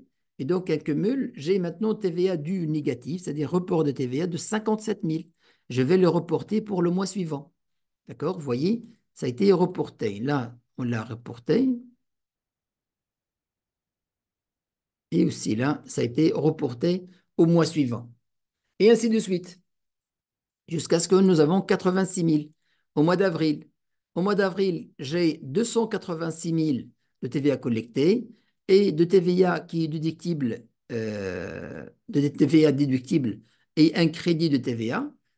Et donc, si je cumule tout ça, j'en ai de TVA à payer pour 55 000. D'accord? Et quand j'ai de TVA à payer pour 55 000, quand est-ce que je vais réellement la décaisser? Quand est-ce que cette TVA va être réellement décaissée? Comme je vous dis, ça va être décaissé le mois suivant. Donc, sur le résultat, sur les factures du mois d'avril, j'ai de TVA à payer. Mais quand est-ce que je vais réellement payer cette TVA? Je vais la payer au mois d'avril, au mois de mai. D'accord? La même chose au mois de mai. Au mois de mai, j'ai 142 de TVA donc à payer. Mais quand est-ce que je vais la payer? Je vais la payer au mois de juin. Et au mois de juin, j'ai de TVA à payer 142. Mais quand est-ce que je vais la payer? Je vais la payer au mois de juillet. C'est pourquoi ce montant-là, on va le mettre au niveau de bilan, vu que notre bilan, il est au 36, au 30 juin. Donc ça, c'est une dette à payer. Les 142, c'est une dette à payer qu'on va la mettre au niveau de bilan. TVA, ce n'est pas une charge, donc c'est pourquoi on n'a pas d'impact sur le résultat. Au niveau de résultat, on n'a pas de TVA ici, au niveau de résultat. Ça, c'est la première chose que nous avons fait. Donc, nous avons déterminé la TVA collectée, la TVA qui est déductible. Là, c'est une formule. Si vous voyez là, là, c'est une formule. Qu'est-ce que j'ai fait? Là, c'est au niveau des TVA dus. Ça, c'est calculé. Mais si vous voyez là, j'ai dit si euh, donc, si c'est 9, c'est-à-dire celle-là, elle est négative, elle va être reportée ici. Donc, j'ai dit si c'est 9, c'est-à-dire le TVA dû du mois dernier, s'il est négatif, je vais la prendre au niveau de crédit de TVA. Sinon, je vais mettre 0. C'est pourquoi là, ça a mis 0. Ça a mis 0. D'accord? Et là, ça, c'est le calcul. Donc, c'est simple, il n'y a pas de problème. Et là, au niveau de TVA à décaisser, la même chose. TVA à décaisser, on va décaisser sauf si on a trouvé un montant positif. Donc, c'est pourquoi là, j'ai mis 6 et 9. Donc, c'est le mois dernier. Si celle-là, elle est positive, et ça va être décaissé ici. Sinon, je dois mettre 0. C'est pourquoi là, j'ai mis 0 parce que ce mois-ci, il est négatif. Là aussi, c'est négatif, j'ai mis 0. Là aussi, c'est négatif, j'ai mis 0. Là, j'ai mis 55 parce que là, j'en ai 55, c'est positif. D'accord? Là, j'ai utilisé les formules ci. J'ai utilisé les formules ci. Donc, au niveau de mon bilan, qu'est-ce que j'aurai? Donc, tout d'abord, au niveau des décaissements, voici les décaissements que je vais réaliser au niveau de TVA. Je vais décaisser 50 000 en janvier, 55 000 en mai et 142 000 en juin. D'accord? Alors que vous voyez au niveau de TVA combien il y en a des montants. Chaque mois, il y en a des encaissements et décaissements. Mais au niveau de décaissement effectif, j'aurai que 3. Et parmi ces 3, il y en a un en fait de l'année dernière. Donc réellement, sur les 6 mois, j'ai à payer sur 2 mois seulement. C'est pourquoi on doit faire ce budget de trésorerie, budget de TVA. Budget de TVA, il faut le réaliser tout seul. D'accord? Et on détermine ici la dette à payer, 142 à payer. Donc au niveau de TVA. Très bien. Maintenant, pour pouvoir réaliser par la suite les autres budgets. Pour pouvoir réaliser le budget de trésorerie et l'état de résultat, on va tout d'abord donc voir au niveau des immobilisations et des stocks les autres éléments de bilan. Donc nous avons donc au niveau de notre bilan, nous avons les immobilisations.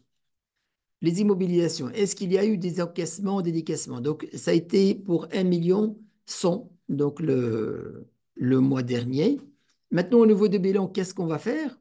Au niveau de bilan, donc de cette année de 36, ça c'est je parle de en net, c'est-à-dire la valeur en net. Donc ça sera le 1 100 000 déduction faite des amortissements. Donc les amortissements c'est combien? C'est au niveau de budget de production. Voilà, vous voyez cette ligne amortissement. Donc nous avons 258 d'amortissement, de charges. Nous avons 258 de charges. Donc au niveau des immobilisations, nous avons 1 100 000 moins 2,82, ça va donner 8,42. Ça au niveau de bilan. Donc au niveau de bilan, les immobilisations ils vont être présentées pour un montant net pour 842. D'accord? Et au niveau de résultats, nous avons la dotation qui est de 258. Maintenant, au niveau de notre stock, on doit valoriser notre stock, on doit évaluer notre stock. Nous avons, au niveau de bilan, année toujours, vous voyez, en fait, le bilan année N-1 est indispensable. Donc, il faut toujours donc l'avoir. Et à la fin, la finalité, c'est quoi? De déterminer les chiffres à mettre au niveau de bilan et au niveau de l'état des résultats. Donc, au niveau de stock matières premières, nous avons un stock de départ de 400 en quantité, avec un prix unitaire de 40. Et nous avons acheté, donc stock initial, ça c'est au niveau de bilan. Voilà, 400 matières premières pour une valeur de 16 000. D'accord? Stock pour une valeur de 16 000. Donc 400 et 16 000. Et donc d'ailleurs le prix, on a divisé la valeur par la quantité. Par la suite, les achats. Les achats, c'est au budget d'approvisionnement. Nous avons acheté combien? En quantité, nous avons acheté 64 500. Donc, au niveau des achats, on a mis 64 500. À quel prix? Le prix 40. Donc, le prix, il est de 40. Très bien. Maintenant, au niveau des sorties, combien on a utilisé? On a utilisé, c'est le budget de production. Donc, au niveau de budget de production, il nous a dit que pour chaque unité, il va utiliser 5 kilos. Donc, si je multiplie les 12 900 fois 5 kilos, je vais trouver 64 500. D'accord? Le prix unitaire de 40, donc la valeur des sorties, c'est 2 580. Valeur des sorties, 2 580. Et d'ailleurs, je peux le trouver au niveau de production. Voilà. Vous voyez, le coût matière pour 2 580. D'accord? Pour 2 580. Le stock final. Donc, le stock final, c'est quoi? C'est le stock initial plus les achats moins les ventes. Je parle en termes de quantité. Donc, j'ai 400 plus 64 500 moins 64 500. J'ai un stock final de 400. Prix unitaire, donc si j'utilise en fait, il n'y en a que seul prix, donc que ce soit le prix co-moyen pondéré ou bien le FIFO, ça va donner la même chose. Donc, c'est 40. Donc, j'ai le stock final pour quelle valeur? 16 000. Ces 16 000-là que je vais les mettre au niveau de bilan. Donc, au niveau de bilan, je vais mettre 16 000. Et au niveau de l'état de résultat, qu'est-ce que je dois mettre? Au niveau de l'état de résultat, je dois mettre la variation de stock. Le stock final moins le stock initial. D'accord? Je vais mettre la variation de stock. D'accord? Donc, le stock initial, ça, c'est une charge. Le stock final, ça, c'est un produit. Donc, la charge, ça sera 400 moins 400. Donc, c'est zéro. Donc, au niveau des de résultat, en matière première, c'est zéro. Maintenant, pour le produit fini. Pour le produit fini, le stock initial, il est de 1000. Stock, c'est un donné. Pour 35 000, valorisé pour 35 000. Et donc, le prix unitaire, il est de 350. Par la suite, j'ai une production. Production, ces informations, je les pris de budget de production. D'accord? Budget de production. J'ai produit, donc euh, voilà, 1800, 1800, 1800, 2500, 2500, 2500, donc j'en ai 12 900. 12 900. Donc, c'est 12 900. Donc, là, je l'ai mis en deux lignes. Pourquoi? Parce qu'au niveau de budget de production, si vous remarquez, au niveau de prix, vous voyez là, ça a été 3,48 et ici, c'est 3,34. Donc, c'est pourquoi j'ai mis deux lignes au niveau de stock. Donc, nous avons deux lignes. Donc, nous avons les 5400 évalués à 3,47 et les 7500 évalués à 3037. D'accord? Maintenant, au niveau des sorties, on va le trouver au niveau du budget des ventes. Combien on a sorti, combien on a vendu? On a vendu 13 800. 13 800. Donc la vente, c'est 13 800. Et nous avons produit combien? Nous avons stock initial 2000 et production 12 900, donc 13 900. Sur 13 900, on a vendu 13 800. Donc nous aurons un stock final de 1000. Mais dans la valorisation des sorties, donc nous avons utilisé la méthode de FIFO. Donc les 1000 pour valeur de 350, les 5400 pour une valeur unitaire de 3,47 et les 7000, la différence, le reste, 7400. Donc les 7400, c'est pour une valeur de 334. Donc nous avons une valeur totale de sortie de 4 702. Donc le stock qui reste, donc c'est de cette valeur-là, dernière entrée. Donc le stock final, ce sera 100 unités fois 334, ce sera 33 400. Cette valeur-là, on va la mettre au niveau de bilan. Donc ça, c'est le stock final au niveau de bilan. Et au niveau des l'état de résultats, c'est la différence, c'est la variation c'est-à-dire le solde, le stock entre le stock initial et le stock final. D'accord? Le stock final, nous avons une charge de 350 et un produit de 330, donc nous avons une variation négative de 316. Nous avons en charge 316 560. D'accord? En charge. Ça au niveau des stocks. Maintenant, au niveau des créances. Donc, et là, c'est le stock initial. Donc, stock initial pour une valeur de 16 000. La voilà 16 000. Et le produit fini pour 350 000. Donc, vous voyez, c'est très important de l'avoir toujours. Donc, nous avons un point de départ. D'accord?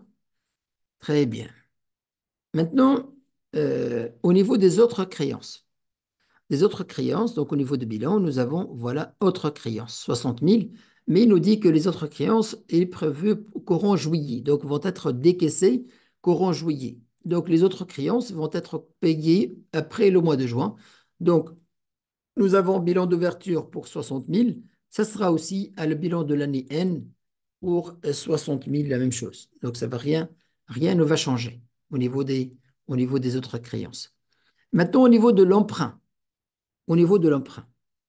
Donc, si je vois au niveau de l'emprunt, j'en ai combien?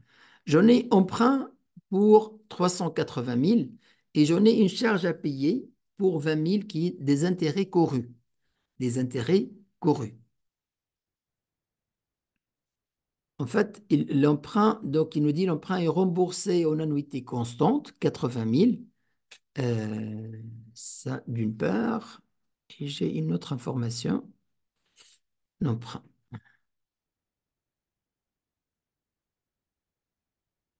Voilà, donc Donc, le poste emprunt et dette concerne donc un seul emprunt dont l'échéance au 30 juin. Donc, l'échéance de l'emprunt, elle est du 30 juin et qui est remboursée par annuité constante, 80 000. Là, 40 000 en amortissement et 40 000 en intérêt. Donc, chaque année, c'est-à-dire du 30 juin N-1 au 30 juin N, donc ça, il y en a des intérêts de 40 000. Donc, nous avons au niveau de bilan initial, emprunt et dette 380 000 et charges à payer pour 20 000. Et les charges à payer, comment ça a été constaté? Au 30-12 de l'année N-1, donc nous avons, parce que là, il nous dit que l'échéance de l'emprunt, il est au mois de juin. D'accord? Donc, au mois de décembre, ça, c'est aspect comptable. Au mois de décembre, qu'est-ce qu'il faut faire? Il faut faire une écriture de regul parce que nous avons des intérêts qui sont courus, mais non échus. De 1er juin N-1 jusqu'au 31-12 N-1. D'accord? Il y en a des intérêts qui sont courus. Et ils sont échus, quand est-ce qu'ils sont échus? Au mois de juin N. D'accord? Donc, je dois constater, pour séparer les exercices, pour rattacher les produits aux charges, je dois constater une charge d'intérêt sur l'exercice N-1. Et voici l'écriture que j'ai constatée, qui a été constatée, c'est-à-dire cette écriture. Donc, c'est charge d'intérêt couru non échu, et charge à payer. Donc, cette charge à payer, la voilà. Donc, c'est une dette. Donc, c'est une dette. D'accord? Là, vu que c'est une écriture de regul, c'est une écriture de regul. Donc, l'écriture de regul, comment on fait? Le 1er janvier, c'est-à-dire en mois de janvier N, qu'est-ce qu'on fait? On renverse l'écriture. Donc, on débite charge à payer et on crédite charge d'intérêt. D'accord? Et donc, qu'est-ce que nous avons? Donc, pour la charge à payer, qui a été 20 000, et maintenant, elle va se solder, vu que ce compte, elle a été soldée ici. D'accord? Elle a été débitée. Donc, c'est pourquoi on va trouver 0. Pour l'emprunt, tout d'abord, nous avons 3,80. Il nous a dit l'amortissement pour 40 au mois de juin. Donc, au mois de juin, on va décaisser 40 000. Donc, au bilan, ça va rester 3,40. Donc, 3,80 moins 40, 3,40. Pour la charge à payer, donc c'est une écriture de regul. Donc, on l'a trouvé au niveau de bilan N plus 1. Et là, on l'a renversé l'écriture. Donc, ça va être 0. Il n'y a plus de montant. Et aussi, au niveau des charges, on a constaté une charge, mais en signe négatif. Donc là, au niveau de résultat, nous avons moins 20. Donc cette écriture qu'on a passée, on a débité, on a annulé le compte charge à payer. Donc ça, il est nul maintenant. Mais on a constaté une dette, une charge en signe moins pour 20 000. En fait, pour renverser juste l'écriture, cette écriture. Et par la suite, nous avons des intérêts pour 40 000. Au 30 juin, nous avons des intérêts pour 40 000. Nous avons décaissé, nous avons un décaissement des intérêts aussi pour 40 000. Et ça, c'est des intérêts, donc c'est 40 000, à constater 40 000. D'accord? Au niveau de résultats. Donc, au niveau de résultats, nous avons 40 000 constatés et nous avons moins 20 000 qui provient de l'écriture de regul. Et d'ailleurs, vous voyez l'importance, ça, en fait, ça, si on cumule les deux, qu'est-ce qu'on a? On a 20 000. Donc, nous avons des intérêts de premier 7 n n-1. Et là, nous sommes au 31-12 n. Et par la suite, on sera au 30-06 n plus 1. N, n, n, n. Là, n-1. Voilà. Voici l'année. Pour ce prêt-là, pour l'emprunt, l'année, c'est celle-là. D'accord? L'année, c'est celle-là. Donc là, nous, qu'est-ce que nous avons fait? Nous avons fait une écriture de regul. Nous avons fait une écriture de regul. Là, nous avons fait une écriture de regul.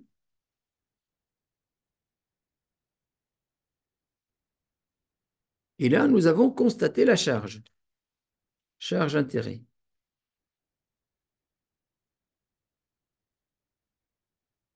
D'accord? La charge d'intérêt pour combien? Pour 40 000. Et là, la régule, on l'a fait pour combien? Pour 20 000.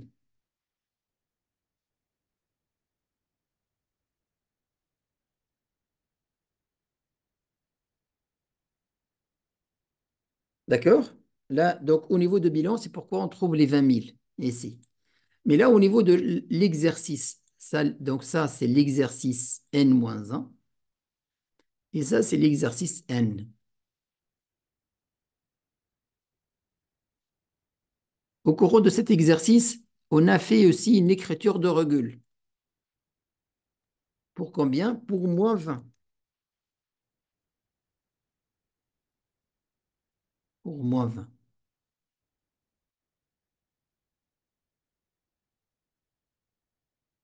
Celle-là, les 20, c'est cette écriture. Ça, c'est cette écriture. On a constaté les chats. Non, pardon. Oui, c'est celle-là, exactement. On a constaté donc les charges pour l'année N. Et pour celle-là, c'est cette écriture.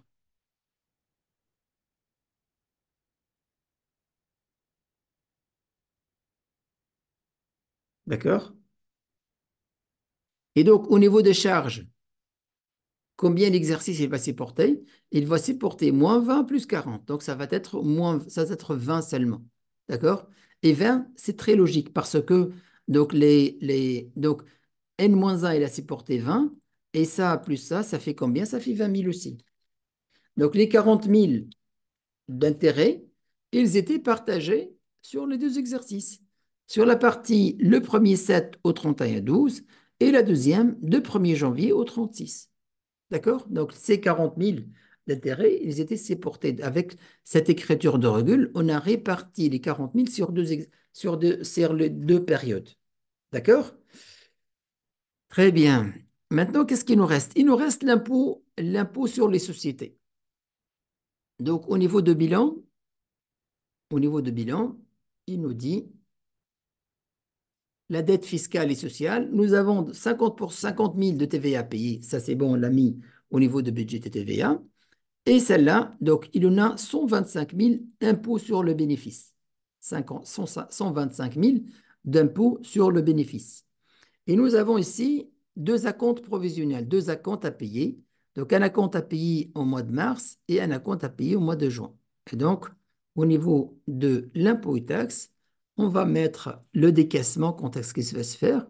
Donc, nous avons de 125 000 de l'impôt à payer, voilà, au mois d'avril. Nous avons là des charges à payer. Il nous a mis, en fait, il nous a dit que les charges à payer, à payer en janvier. Donc, voilà, 35 000. Les acomptes, nous avons un acompte au mois de mars et un acompte au mois de juin. Et voilà, donc, et un acompte au mois de juin. Donc, euh, pour le bilan de l'année N, pour le bilan de l'année N, là, nous étions à 125 000 de dettes. Là, nous l'avons payé. Donc, le bilan, ça sera zéro. Là, nous avons charge à payer pour 35 000. Nous l'avons payé en janvier. Bilan, zéro. Là, nous avons payé deux acomptes. Deux acomptes, ce sont deux avances. Donc, au niveau de bilan, on va trouver une créance de 120 000. D'accord? Une créance de 120 000. Très bien. Maintenant, on est capable, après avoir terminé tout ça, on peut déterminer notre budget de trésorerie. D'accord? Notre budget de trésorerie. Et voilà notre budget de trésorerie de la première semestre de l'année N+1. On va commencer par les encaissements. Ce sont les ventes. Là, quand je parle de budget de trésorerie, les encaissements, donc là, c'est au niveau du budget des ventes. Vous voyez, je vous ai mis là l'origine. Donc, ça sera le budget des ventes plus le bilan N-1. Le bilan N-1, qu'est-ce que nous avons pris? Nous avons pris la créance au niveau des clients qui a été payée en janvier. Donc, ces montants-là, d'où ça provient? Ça provient du budget de vente. Le voilà. Budget de vente, cette ligne, la dernière ligne.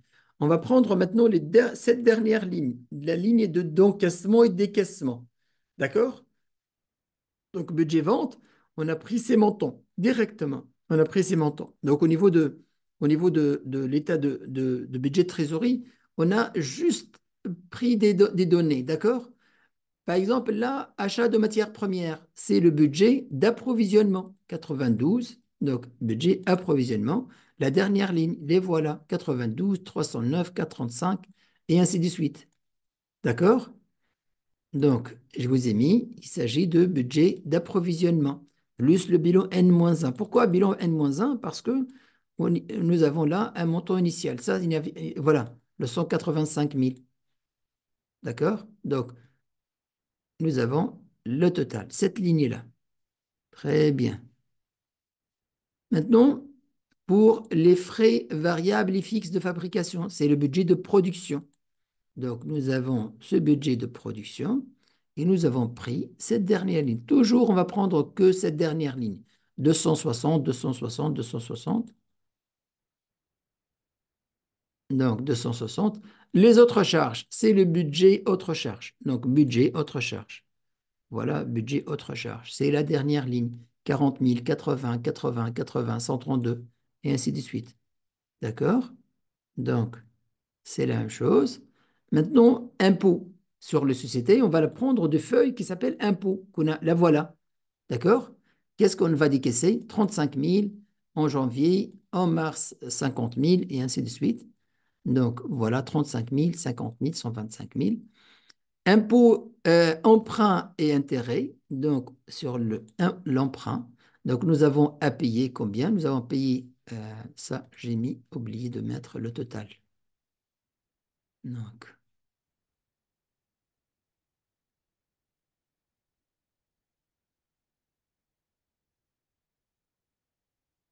et donc budget de trésorerie, on ne va pas mettre l'emprunt, les trois.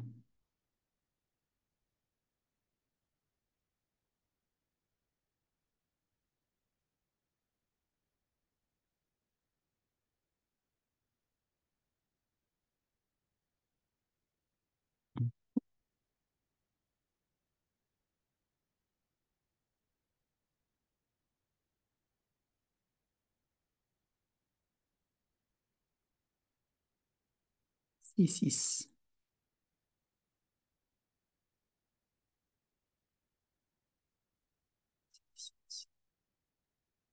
six, six.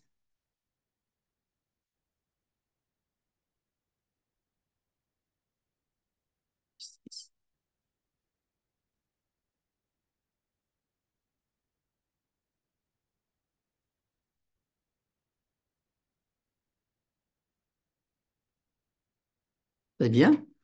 Pour la TVA, TVA payée, c'est le budget de TVA. Voilà, budget de TVA. Donc voilà, tout en bas, on va payer 50 000, 55 000, 142 000. Donc 50 000, 55 000, 142 000. Très bien. Maintenant, nous avons fait le total des encaissements. On va mettre le total de décaissement et solde du mois. Le solde du mois, c'est le total des encaissements moins ce total des décaissements. On aura le solde de mois. Là, nous avons besoin de solde initial. D'où nous avons pris le solde initial? C'est le bilan N-1. Donc, c'est le montant de trésorerie. Voilà. C'est 9 000. Vous voyez là? Voilà. Disponibilité, 9 000. Et d'ailleurs, quand vous cliquez, vous voyez exercice. Donc, c'est l'exercice plus D18. Donc, c'est la cellule D18. Et donc, solde de mois. Et donc, solde initial, 9 000.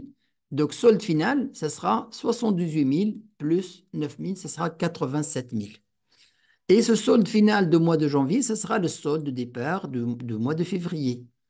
Et le solde final de mois de février, ce sera le solde de départ de mois de mars. Et le solde de départ final de mois de mars, ce sera le solde de départ de mois d'avril. Et ainsi de suite. D'accord? Et à la fin, on devra déterminer le solde final. D'accord? Et on a besoin de ce solde final. Donc, si on trouve ce solde final, donc vous voyez, il y en a des montants positifs comme il y en a des montants qui sont négatifs. D'accord?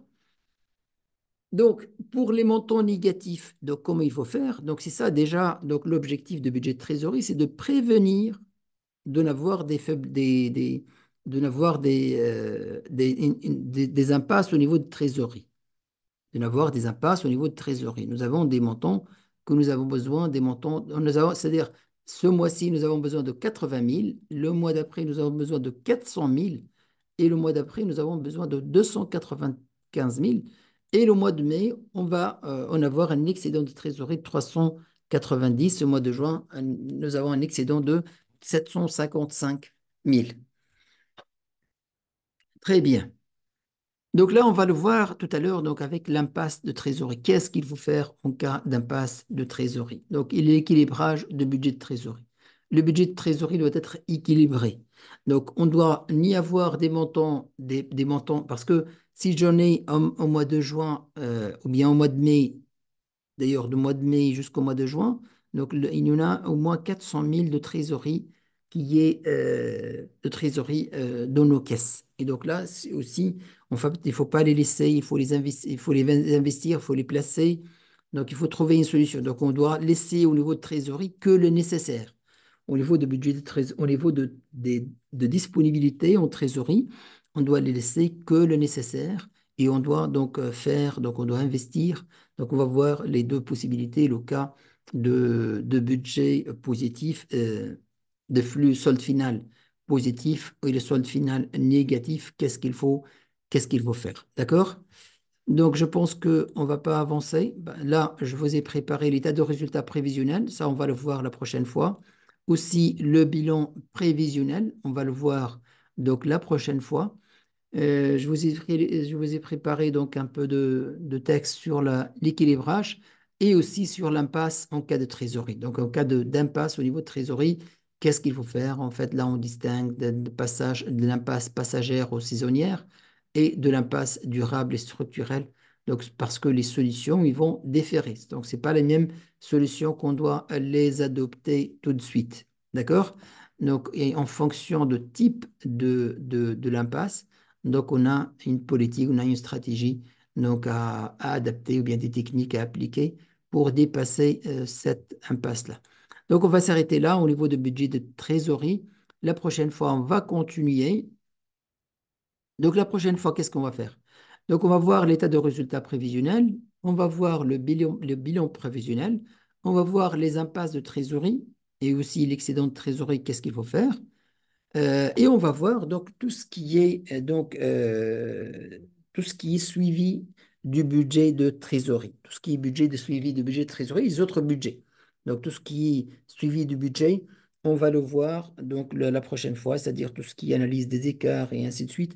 Là, et je pense qu'on va clôturer avec le budget, avec la prochaine séance normalement, et par la suite on va passer à tout ce qui est calcul des coûts. Très bien. Est-ce que vous avez des questions sur cette séance-là, sur les budgets de trésorerie qu'on a vu? Est-ce que c'est clair? Donc, je vous ai mis là tout ce qui est origine. Donc, vous allez trouver toujours donc l'origine de l'information ici. Par exemple, là, c'est le budget vente. Ça, c'est le budget approvisionnement. Et directement, donc, vous avez les liens. Donc, ce ne sont pas des chiffres comme ça. Ce sont des chiffres liés à des feuilles. Donc, par exemple, celui-là, c'est budget production D32. Donc, vous allez directement budget production. Budget production D32. Donc, budget production, ça c'est les D et 32. Donc, vous allez trouver toujours, on prend les informations d'ici, d'accord? On prend les informations de cette dernière ligne. D'accord? Très bien. Est-ce que vous avez des questions avant de clôturer cette séance sur le budget de trésorerie?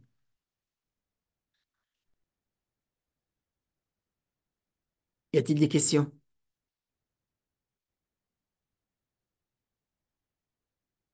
C'est bon, c'est clair? Excellent. Si c'est clair, c'est excellent. C'est très important, cette partie de budget de trésorerie. Et aussi, ce qu'on va voir la prochaine fois, tout ce qui est tout ce qui est état de résultat provisionnel et bilan prévisionnel, et par la suite l'analyse de la trésorerie et surtout quand je dis la cas d'impasse de trésorerie, comment il faut faire donc pour combler donc ce besoin de trésorerie. Donc selon le type, sa nature, est-ce qu'elle est chronique, est-ce qu'elle est passagère ou pas. Ah, d'accord. Très bien. Parce que Sabir, vous savez, en fait, si on a refait tout ça ensemble, on va les faire dans 4 heures peut-être. Donc pour lier tous les budgets, pour les préparer. Donc c'est juste, en fait, j'ai voulu vous montrer. Mais en fait, je vous envoie ce document-là comme il est, avec les formules, avec les feuilles. Et donc certainement, vous allez pouvoir donc trouver donc les chiffres. Donc il n'y a pas de choses compliquées. Donc après avoir donc en fait, vous voyez, en fait, cette partie-là n'est pas très compliquée. Le plus important, c'est de terminer les autres budgets. Ce que nous avons ajouté aussi maintenant, c'est quoi? Ce qu'on appelle la mensualisation. La mensualisation des dépenses et la mensualisation des recettes. Donc, pour chaque budget, après avoir déterminé le total, on va déterminer comment il va être payé ou bien comment il va être collecté. La mensualisation. La mensualisation dépend certainement des conditions convenues avec les clients, avec les fournisseurs, avec les autres débiteurs, avec l'État. Par exemple, nous savons que l'État, on paye le mois prochain. Pour la CNSS, c'est plutôt, par exemple, chaque trimestre, et ainsi de suite. Donc, nous avons des modalités de paiement. Et donc, on va appliquer ces modalités de paiement sur les soldes qu'on va trouver au niveau du budget, tout simplement. Donc, vous voyez, chaque budget, on a la mensualisation. Et à la fin, en fait, au niveau du budget de trésorerie, on n'a pris que la mensualisation, on n'a pris que cette ligne de décaissement ou bien d'encaissement. On va plus au détail au niveau du budget de trésorerie. D'accord? Très bien. En tout cas, si vous trouvez des difficultés, n'hésitez pas à m'envoyer. Donc, même si vous voyez que c'est important de le refaire, on va le refaire. Il n'y a pas de problème. Mais je pense que c'est déjà clair. Donc, avec ces liens entre les feuilles. Euh, Très bien. Donc, je vous souhaite vraiment bonne soirée. Merci d'être là ce soir et à très bientôt. Merci beaucoup. Au revoir. Merci à vous. Au revoir. Merci.